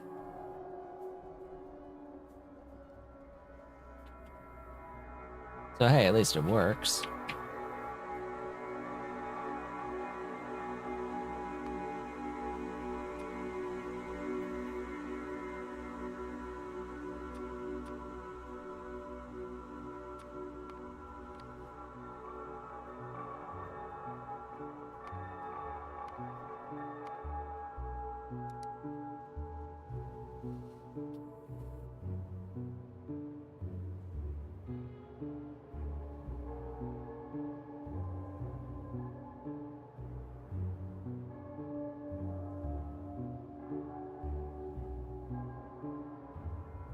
The odd part is that in some cases, actually, demand for specific things lowers the later that you get into the game. That's another one of those oddities where it's like, okay, well, I'm thinking very specifically of manure. Demand for manure actually just so often tends to go down the later that you get into the game, specifically as it relates to production of urea, where it just gets completely eliminated by no longer needing to get urea from manure, because you have access to this guy, which I get it. It's quite a bit of blood. It's 10 blood per unit urea, but then you don't have to make manure ever again.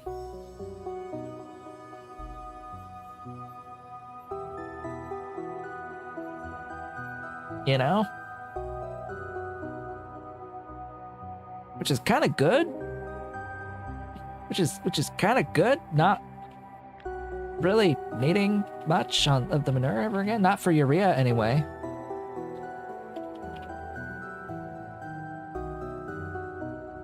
And I mean, yeah, sure, you do need it. You can't get rid of it completely because you do need it for the manure bacteria. You do need it for, well, there is a fertilizer recipe for it, but there's other fertilizer recipes that don't need it.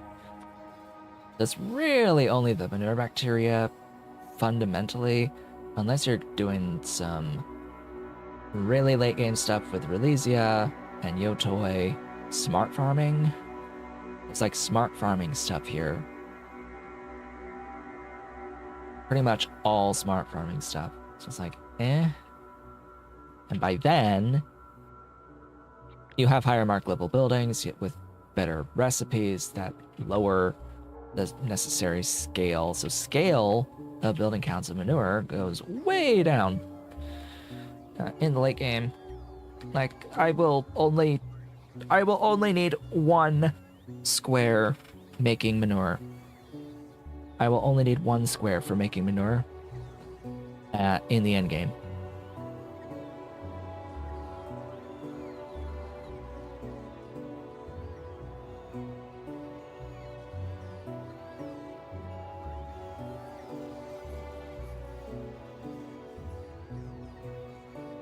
And it will pretty much just be going into the necessary items for science, like the manure bacteria, which is needed for some plants, as well as some smart farming, I guess.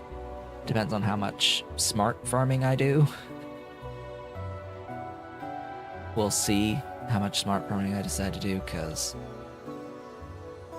outside of MOVA, it's a little bit tedious to have to set it up in the main base area.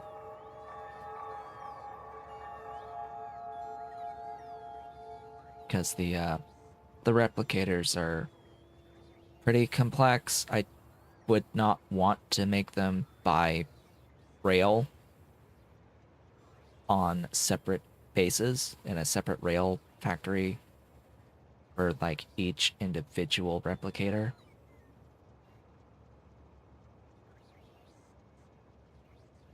I don't think that the replicator item really should exist, to be honest. It's like the farms should just be the farms. But I understand that there needs to be a way to stop the game from constantly spawning the additional ore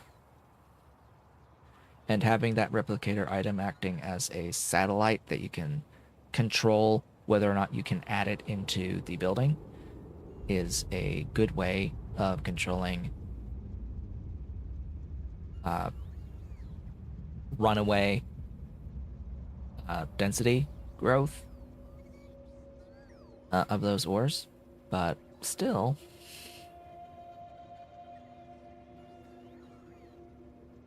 those replicators are fucking expensive.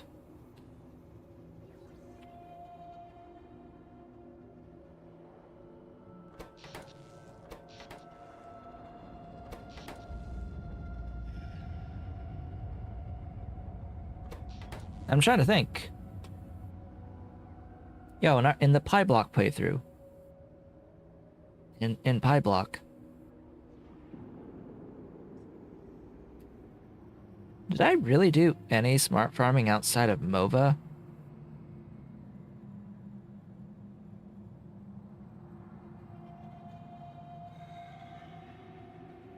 I'm trying to remember.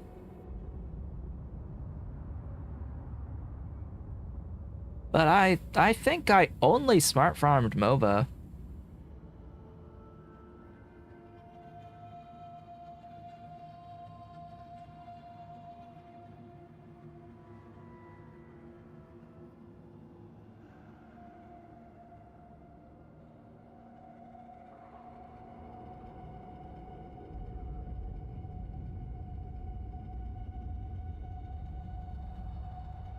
Now, in the previous Pi Alternative Energy playthrough, what I did with smart farming was I had it in my mall.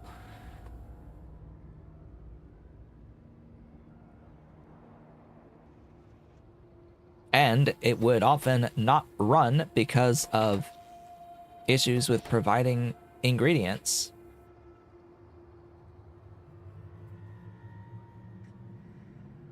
And I need a spot with Omnite. Great.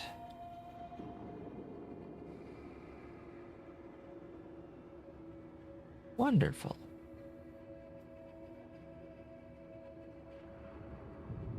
Alright, looks like I'm on a bit of a mission here. I guess I have to do this there.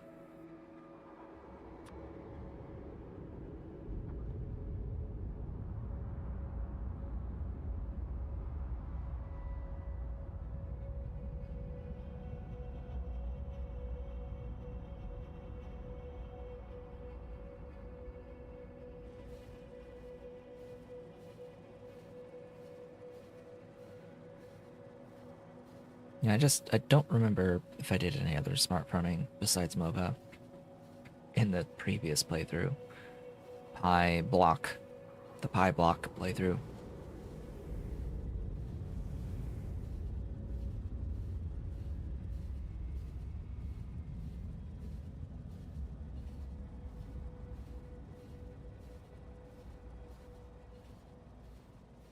Because I had a lot of productivity shenanigans going.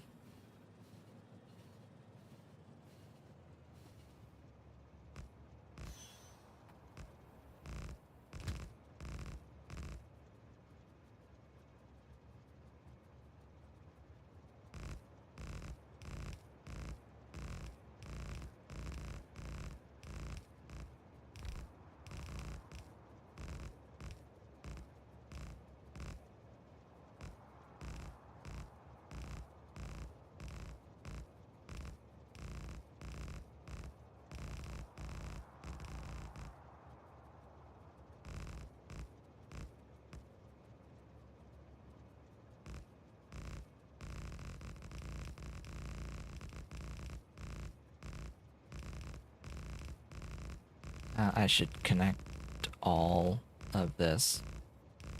So, time for drawing some lines with rail.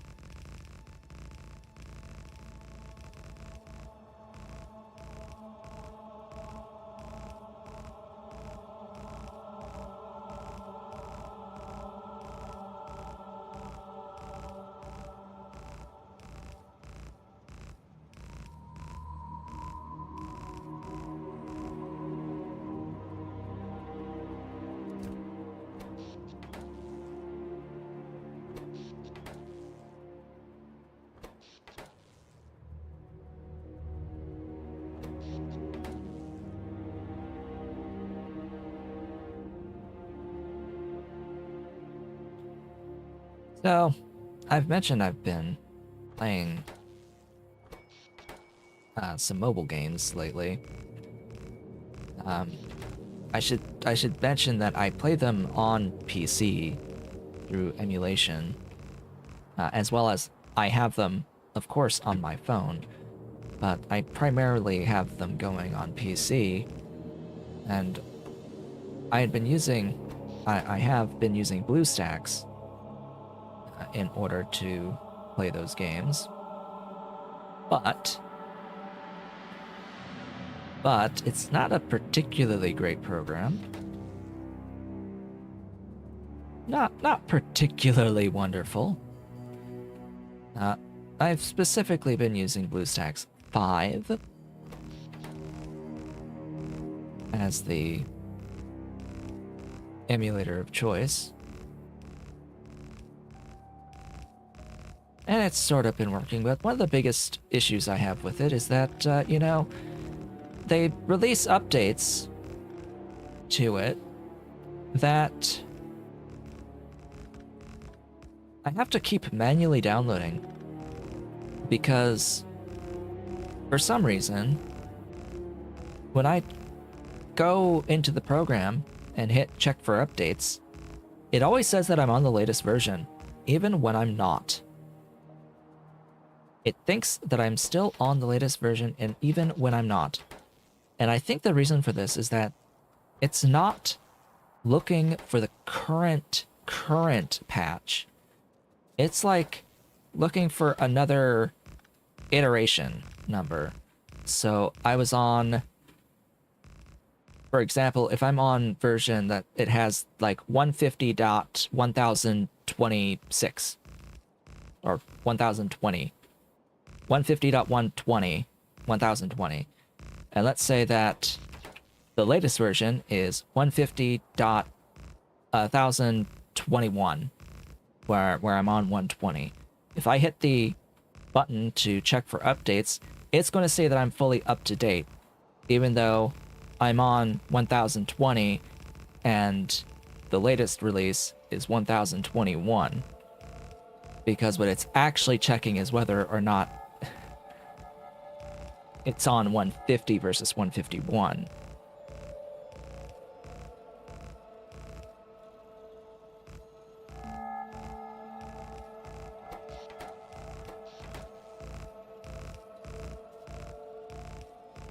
I don't know what the hell you're talking about, because what I'm talking about has absolutely jack all to do with Factorio. Step A. I'm not talking about Steam or Factorio, I'm talking about BlueStacks. For playing Azure Lane and Isekai Slow Life and all the other stuff I've been playing.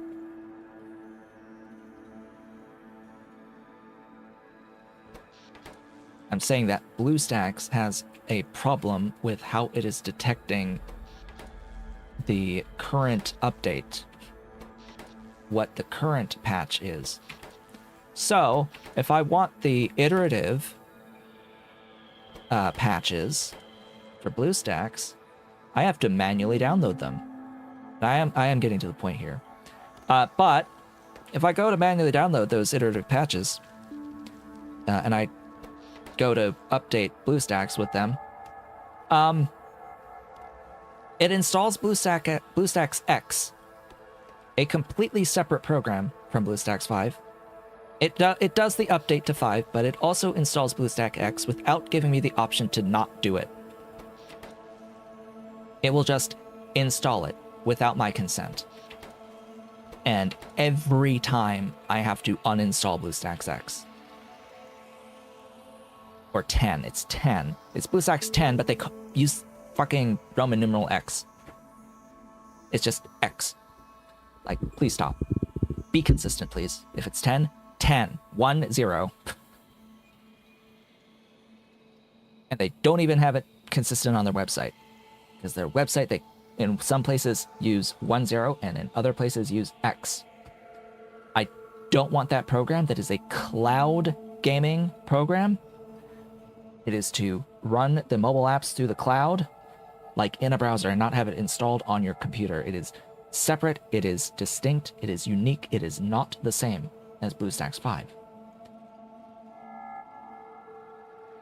And if I download a file that says BlueStacks 5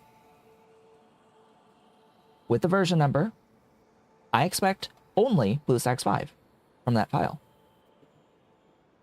But it gives you 10 as well. And I'm very sick and absolutely tired of it. Doing that every goddamn time and having to uninstall that same program every goddamn time. I want to just update 5. That I was starting to look for other programs.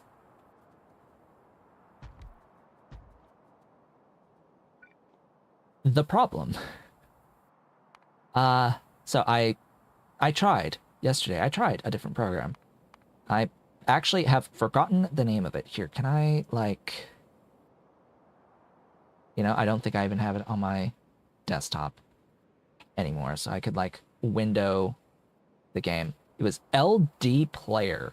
LD Player 9 is what I tried out yesterday.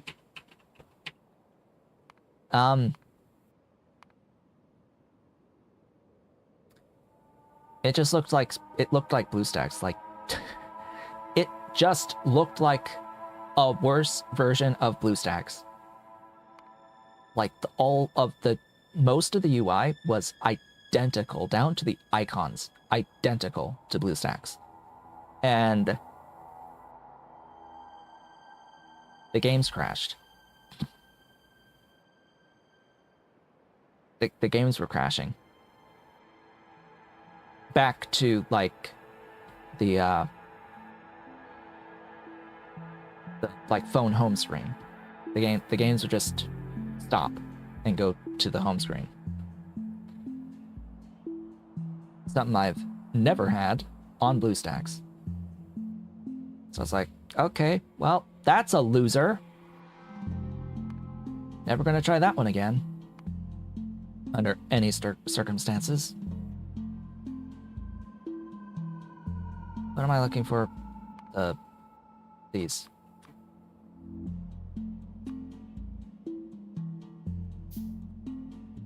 It's one more than I needed, I think.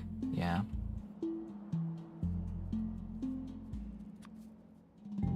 Yeah.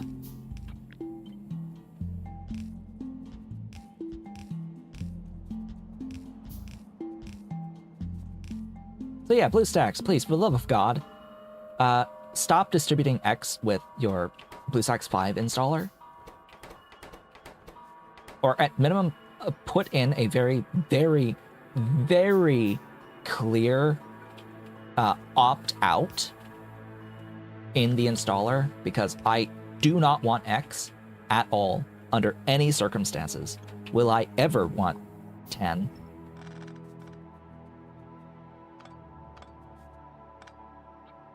And I am actively looking for other programs just so that I don't have to deal with 10.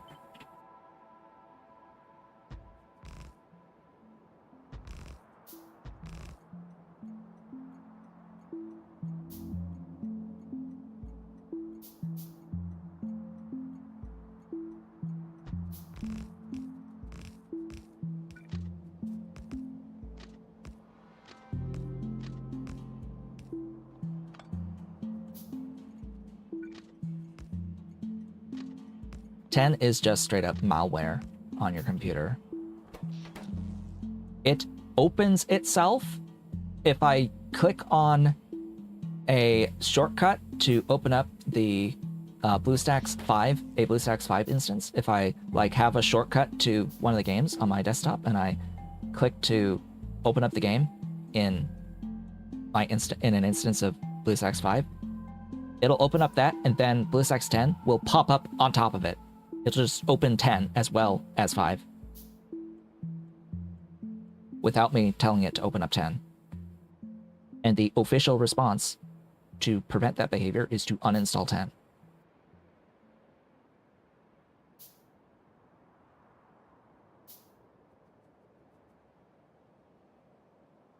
How about you stop distributing 10 with 5?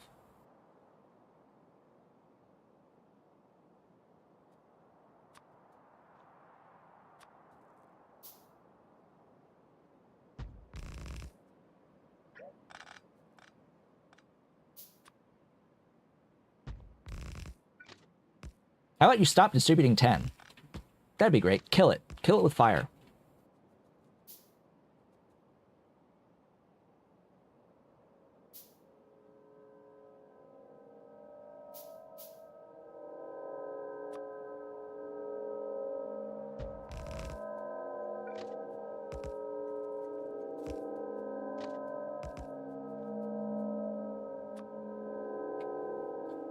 Bring Og.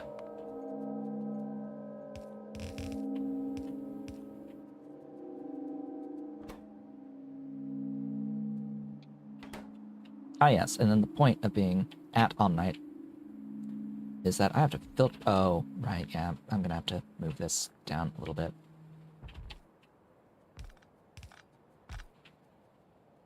I need room for a lot of things, but I need room for overflow voiding and filtering and all that good crap. Total throughput of this is less than 15, at least. Oh, and yes, of course I do need to cage, uncage stuff. I need cages. Do I have cages? How many cages do I have? If I have any. I think the answer is that I probably have a total of 0 cages. Yes. I have 0 cages. Alright.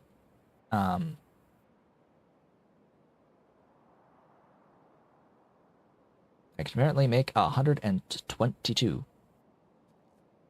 That's going to take a minute.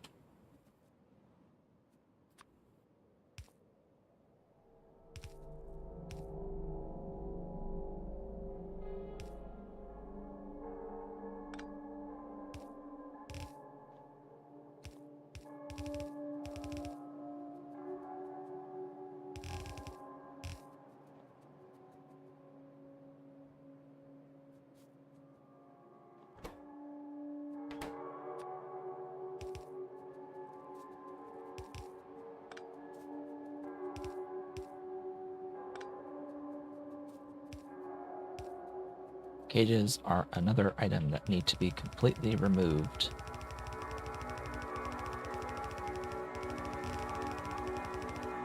They serve no real good purpose.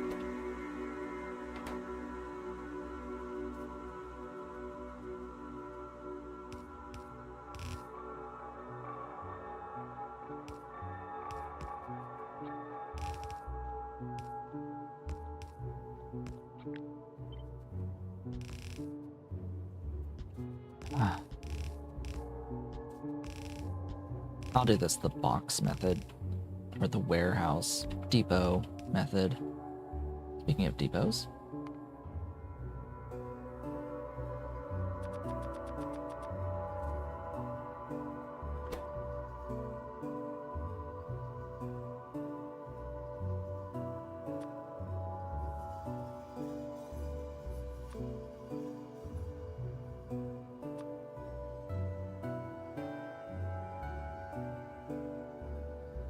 Lard.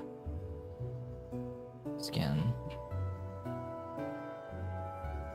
Skin. Where's skin? Skin, skin, skin. Guts, yes. Skin. Skin. Brains, bones, meat, lard, guts, skin. Brains, bones, meat, lard, guts, skin. Cage.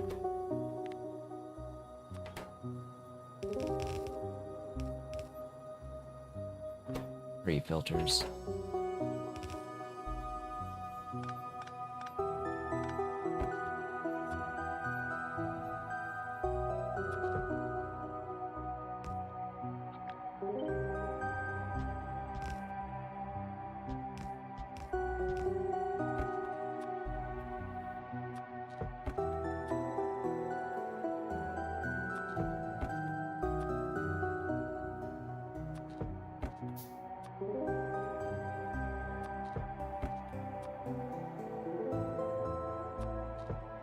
Okay. Ooh, boy. Right. Left. Stack.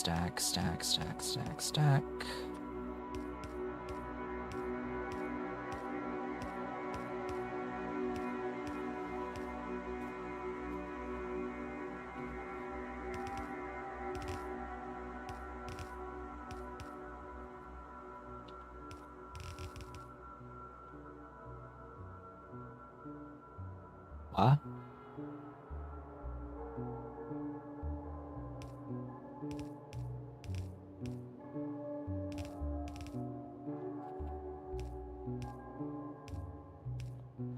There are 6 things here. I built 5 things here. There are 5 things there. Because I didn't...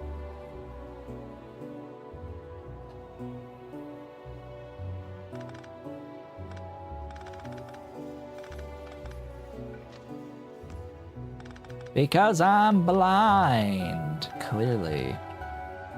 Because I am, in fact, simply blind.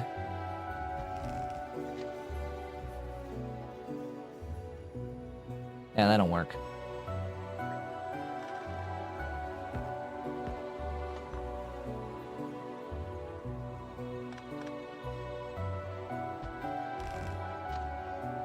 That does.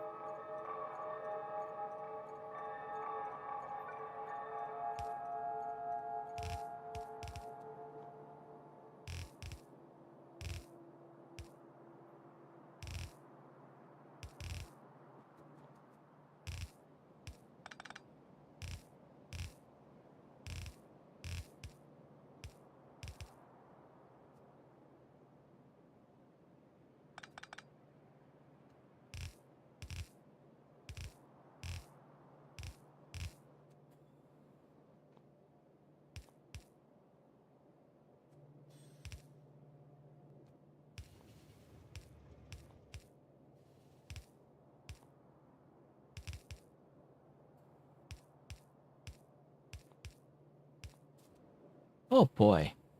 That's great. That's actually, like, actually great.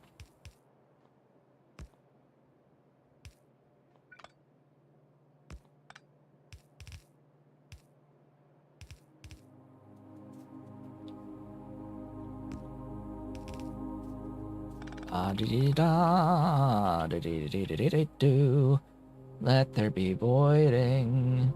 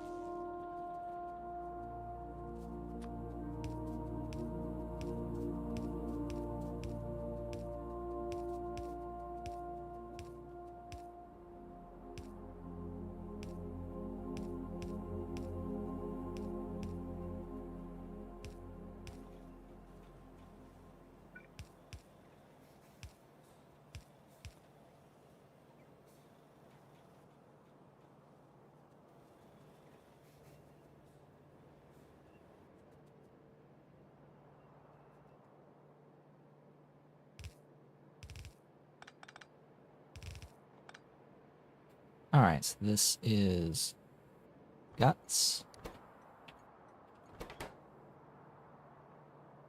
brains, bones,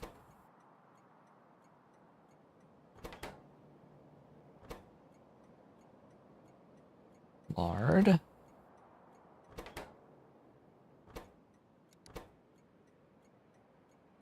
meat, and skin.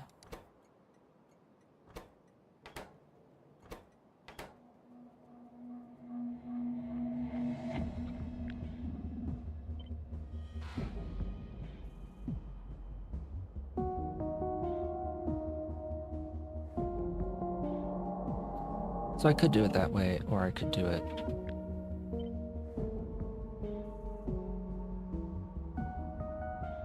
up above.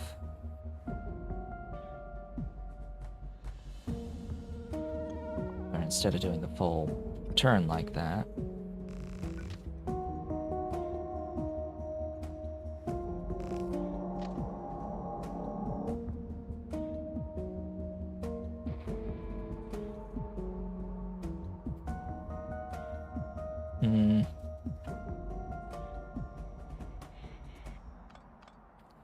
I've done this somewhere else. Where was it? You.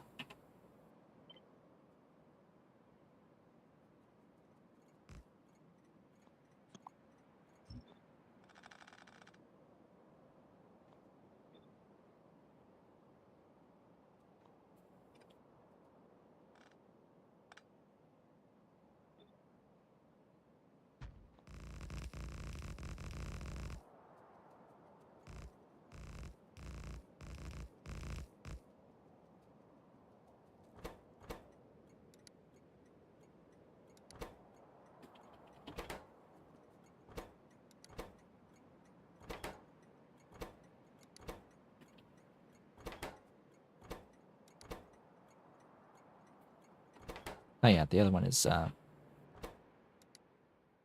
auto-saving. S blood. And I need to...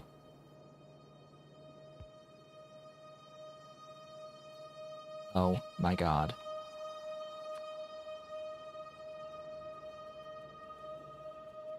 No.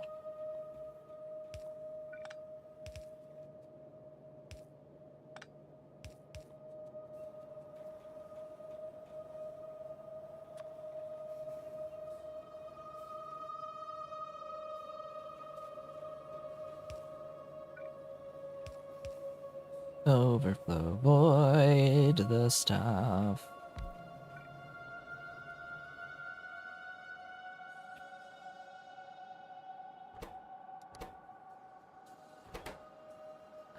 Blood, brain.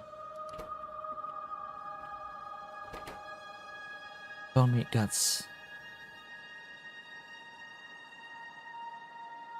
Bone meat, guts, skin, brain, blood, lard.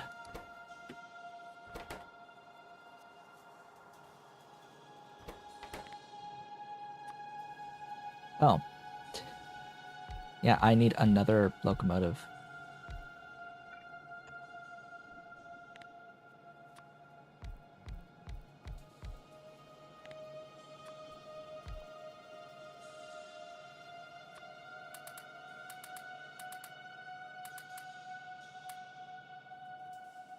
And more fuel. So I guess we're restocking now.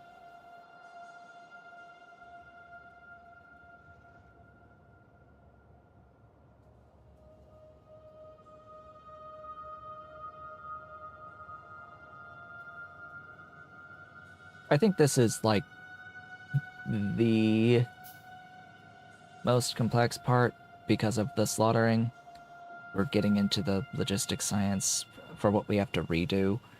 There is a argument about the cotton guts being complex as well, but I think we're in a better state for getting those at the necessary scale in a single factory. We can get that in a single factory.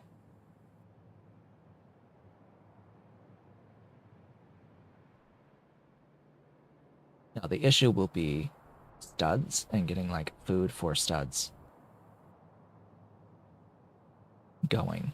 Because we'd have to get a factory for the food and have, like, a factory that makes studs and just the studs, and it's something that needs to be, like, not permanent.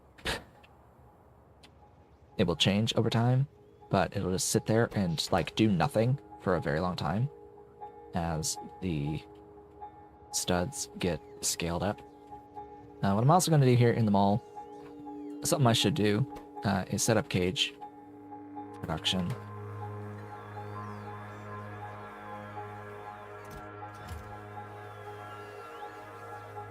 Because that should be automated.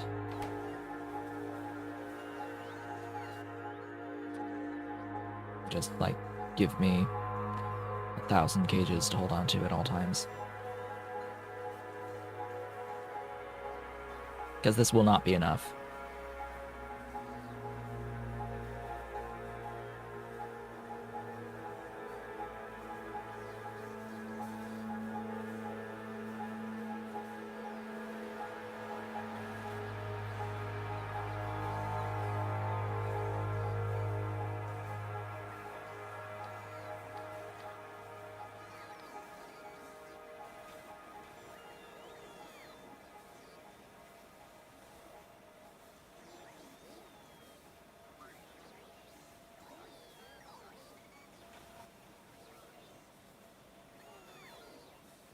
Yeah, that's easy enough. I can do the poor alien samples as their own factory, making biological and ground samples together, and the bone meal for it all together in one location with the petri dish stuff as well.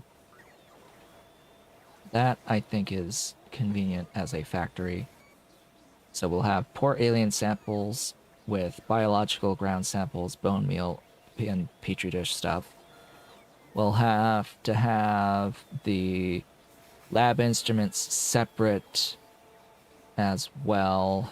That'll be their own, on their own, as a separate factory that's just going to have the two buildings ultimately, because everything is on the trains, provided by trains. We'll have a plasmid factory that'll have the petri dishes again with it, but otherwise simple enough. The solidified Sarcoris are going to be a factory that makes the depolymerized organics locally and imports cotton gut. Of course, we'll need cotton gut separate. And then the animal samples I usually build with logistic science. But I might not do that this time because I did notice in the last playthrough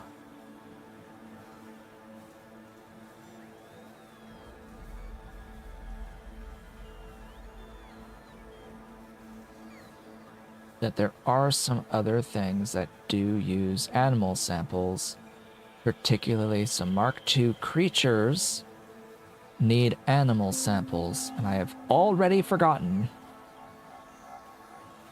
what I need as Mark IV. I have completely forgotten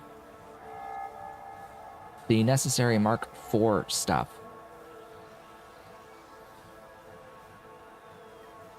And if any of these were one of them.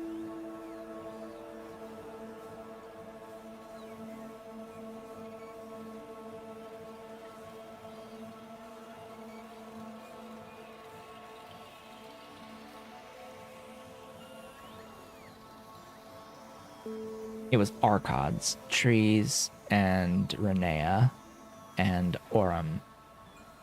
Archods, trees, Renea, and Aurum.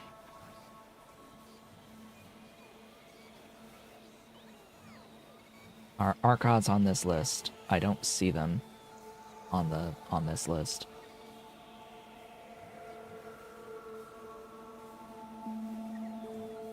So for now, I'll just make them at logistic science because I don't think. I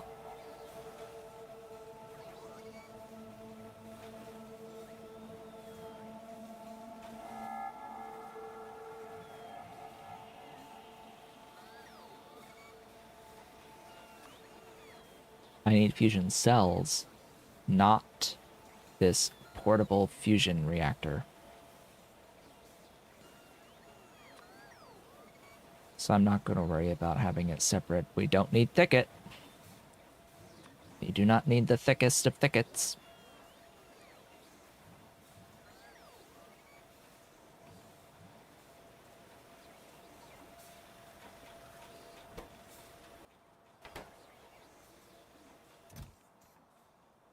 Aha.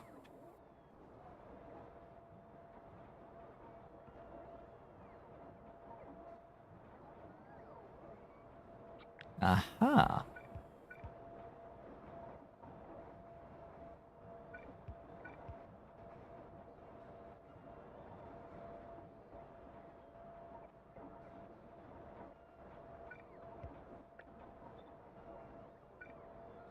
Huh.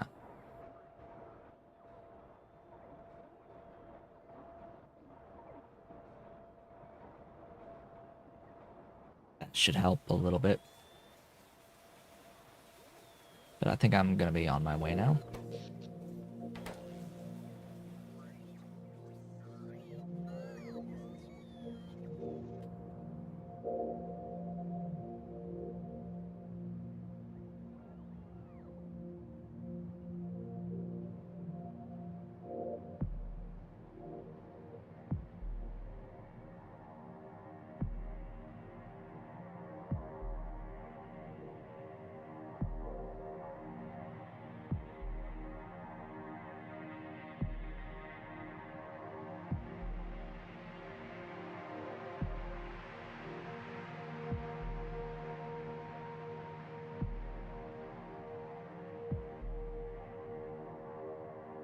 So we're going to head over. We're going to get these trains sorted. Get the cages stuck in. So now everything should function properly over here. And we're going to kill some Augs. Get their bits. And get them on trains.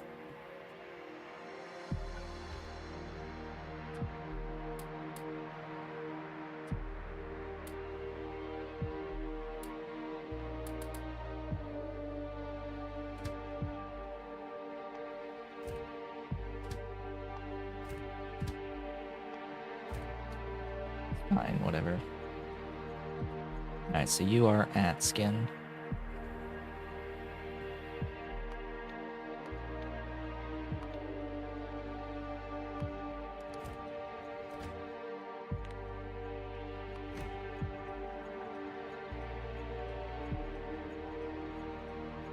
Meat.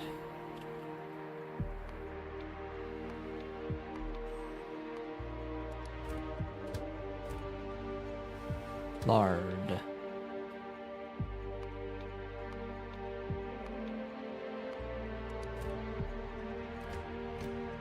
Bone.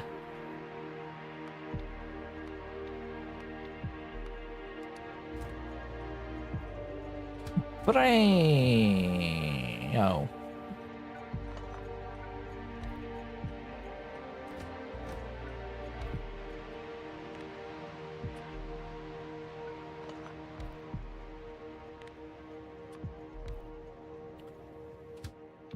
Brain.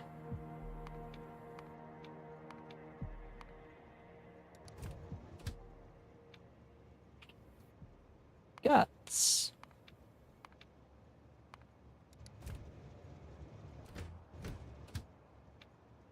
Blood.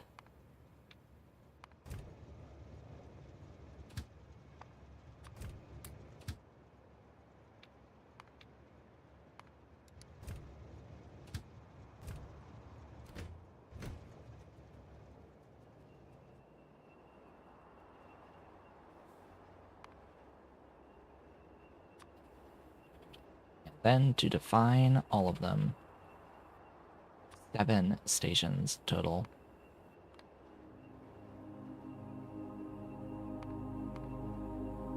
Skin.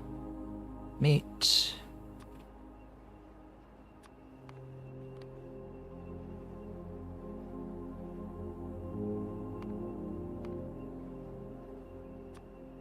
Lard. Not the stack.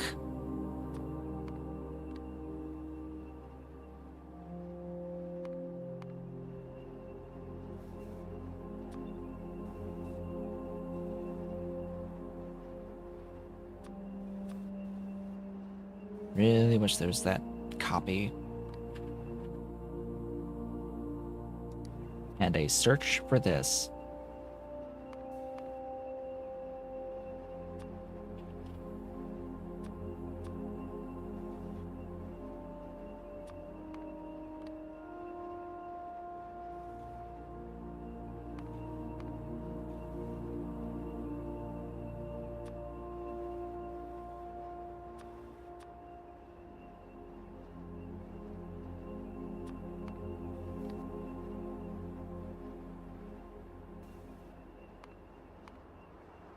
And blood.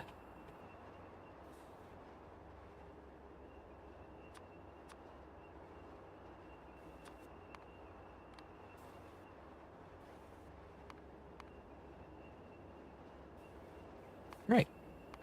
That's, as they say, that. It needs more cages, I believe. Maybe. Maybe it doesn't. Maybe it's alright. Don't know.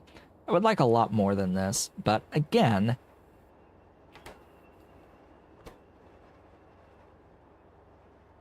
Slow. 30-second craft time.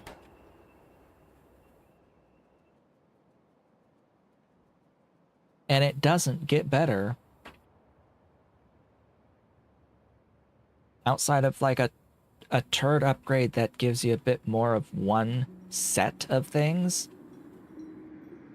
I don't really like the turd upgrade options for the slaughterhouse. They're all bad.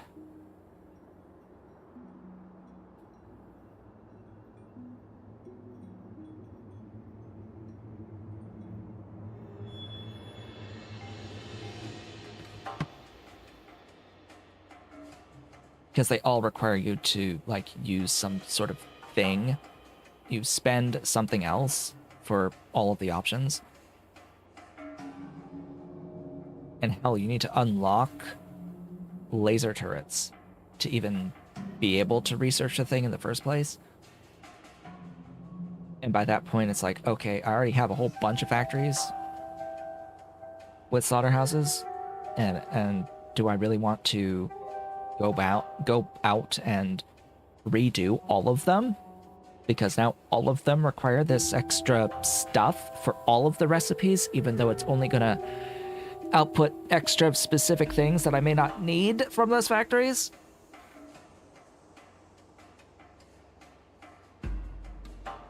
There's the kitty again. Mr. Kitty. Hello, Mr. Kitty. Hello, Ollie.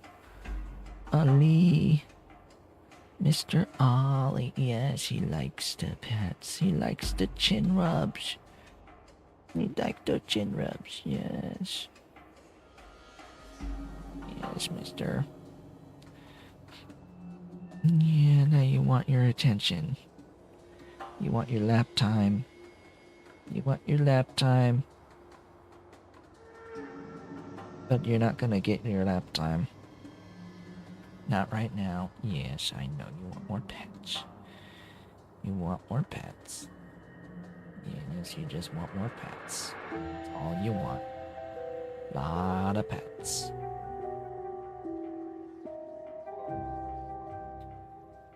Okay. Are you gonna go shoulder, cat? Are you gonna go shoulder? He's thinking about it. Oh, there he is. Are you gonna go up? You gonna go up? Oh, good, he's going up. Thank God.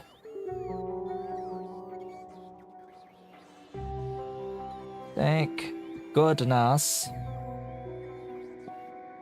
He went up top.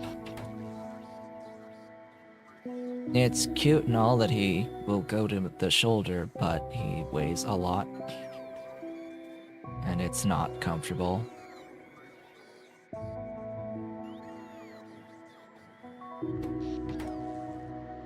Okay. What are we going to do for the rest of the stream? I need to think... Would the factory for the poor alien samples require access to Omnimatter? I don't think so. Which makes that a convenient factory to build. Since I have way more squares available to me without access to Omnimatter than I do with access to Omnimatter.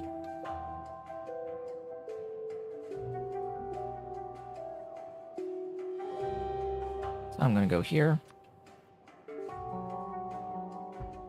This will be my poor alien sample factory. I do want to get my delivery here on this. Yeah, that's better. Let's get going. The fly is here in the room. The fly is buzzing around.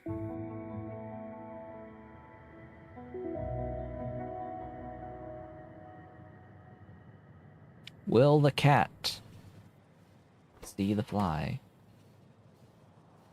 That is the question.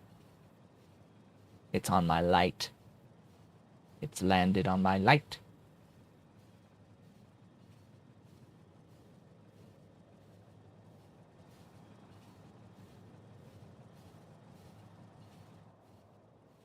Alright, so this one's going to be the poor alien samples. It's going to need me to import bones for bone meal, native flora, empty petri dishes and agar, urea, and relesia, and zogna. So, you know, just a few things.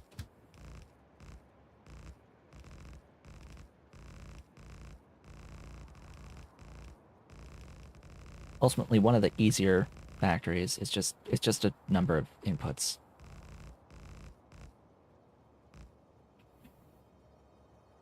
Can I do it in 9 minutes? Maybe not, but we'll try.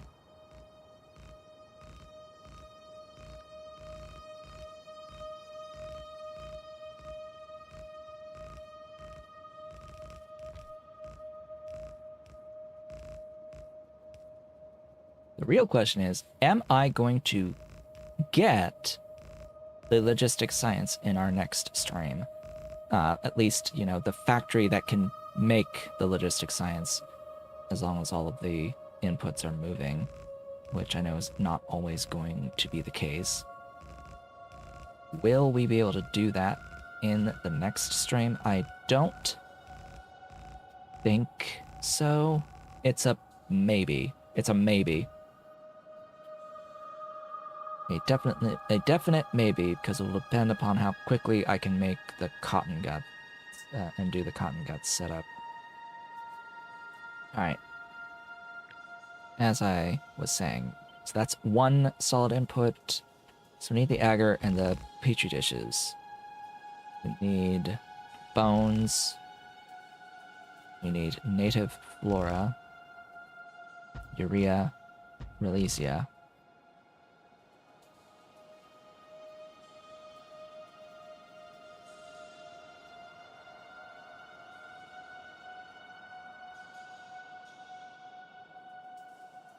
Actually, that's it. I was looking at something else, I think. I don't think I need a fluid here. So it's these two plus bone meal, plus the rich clay in the soil, but the rich clay is clay from steam and muddy sludge from water ultimately, so that isn't really importing anything. For the ground samples, we need the releasia, we need the urea, we needed the native flora, and we need the bones for the bone meal. And that's it. I think that's it. Do not need Zogna. Zogna's for the other thing. The plasmids. I will need to make the plasmids before I make the animal samples. Before I can make the animal samples. Alright, let's build this. So we have that. You know what? Let's grab... Copy paste.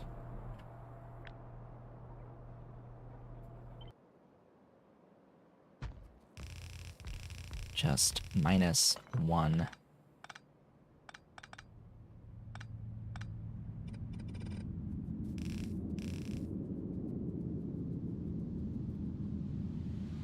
Probably don't even need the 3 for this particular build.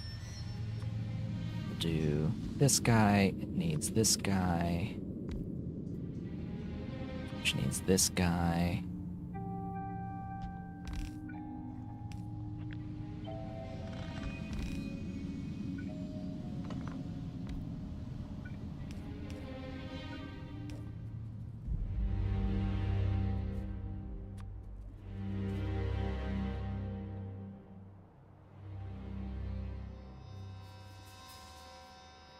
Right, and then this guy, which also needs the steam.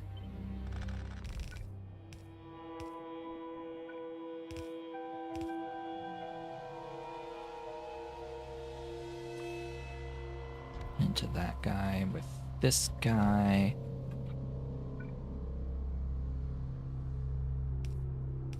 This is a water pass-through, so that's great. Now we do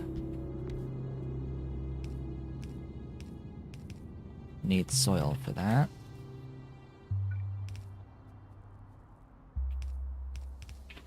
And that's the rich clay. Need to process releasia into seeds.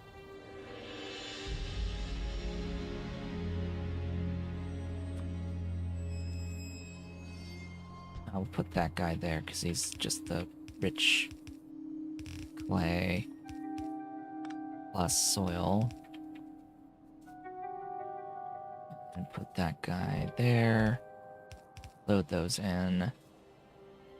I'll put you with someone else. Put those in. Actually put it with this. There we go.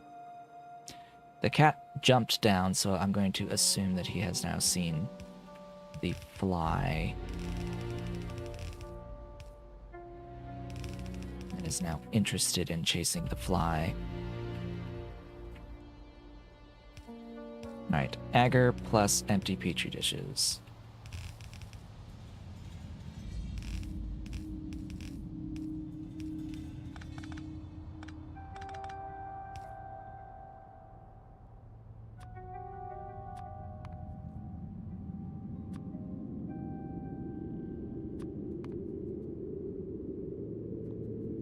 Bones.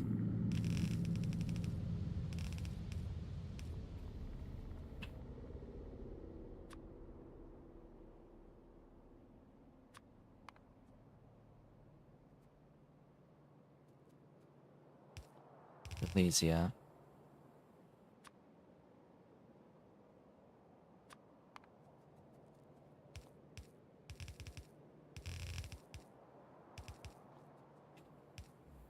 Yep, he's back. He sees the fly.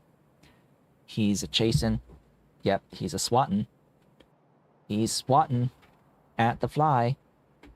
He's swatting at the fly.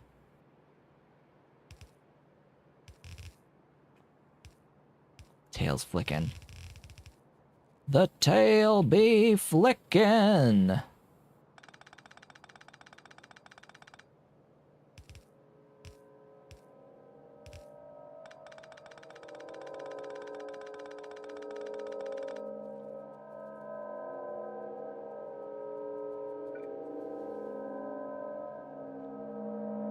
And this is what? Native flora, which I need to destack, right?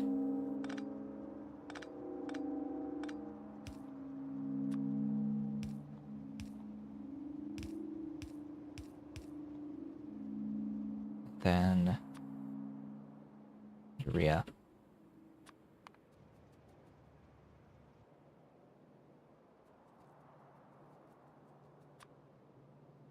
Power to the everything, everything, everything.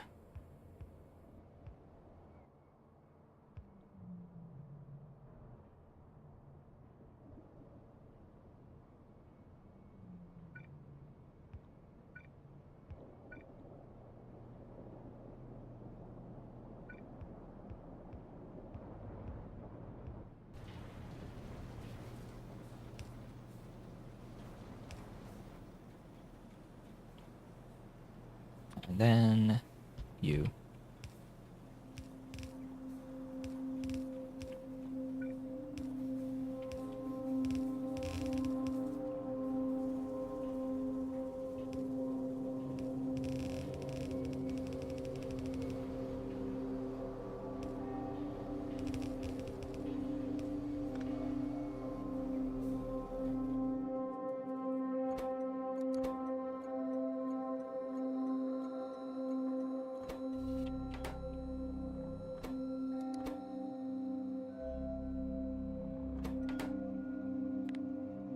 I believe that, as they say, is that. And we have sort of reached the end of the stream.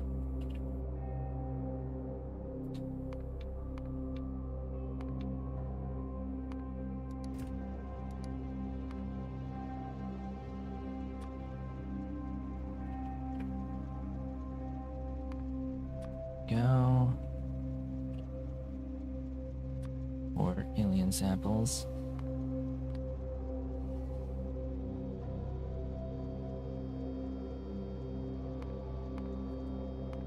All right. That, as la say, do be that. That do be that. Just as soon as this bone meal or something gets in here. No, it's the urea. When urea comes in, this will start moving. We have reached the end of the stream. It is time to end things off for the day today. Folks, over the course of the stream, we did end up building our little poor alien sample factory, and we have slaughtered augs. We have made and we have slaughtered augs. So that is in fact, that. Thank you all for watching. This has been a Talking Show, but if you've enjoyed the stream, do all the social stuff below the video. I will be back with more on Sunday as we start working on logistics science now after having gotten Pi 1 today. I hope to see you all then.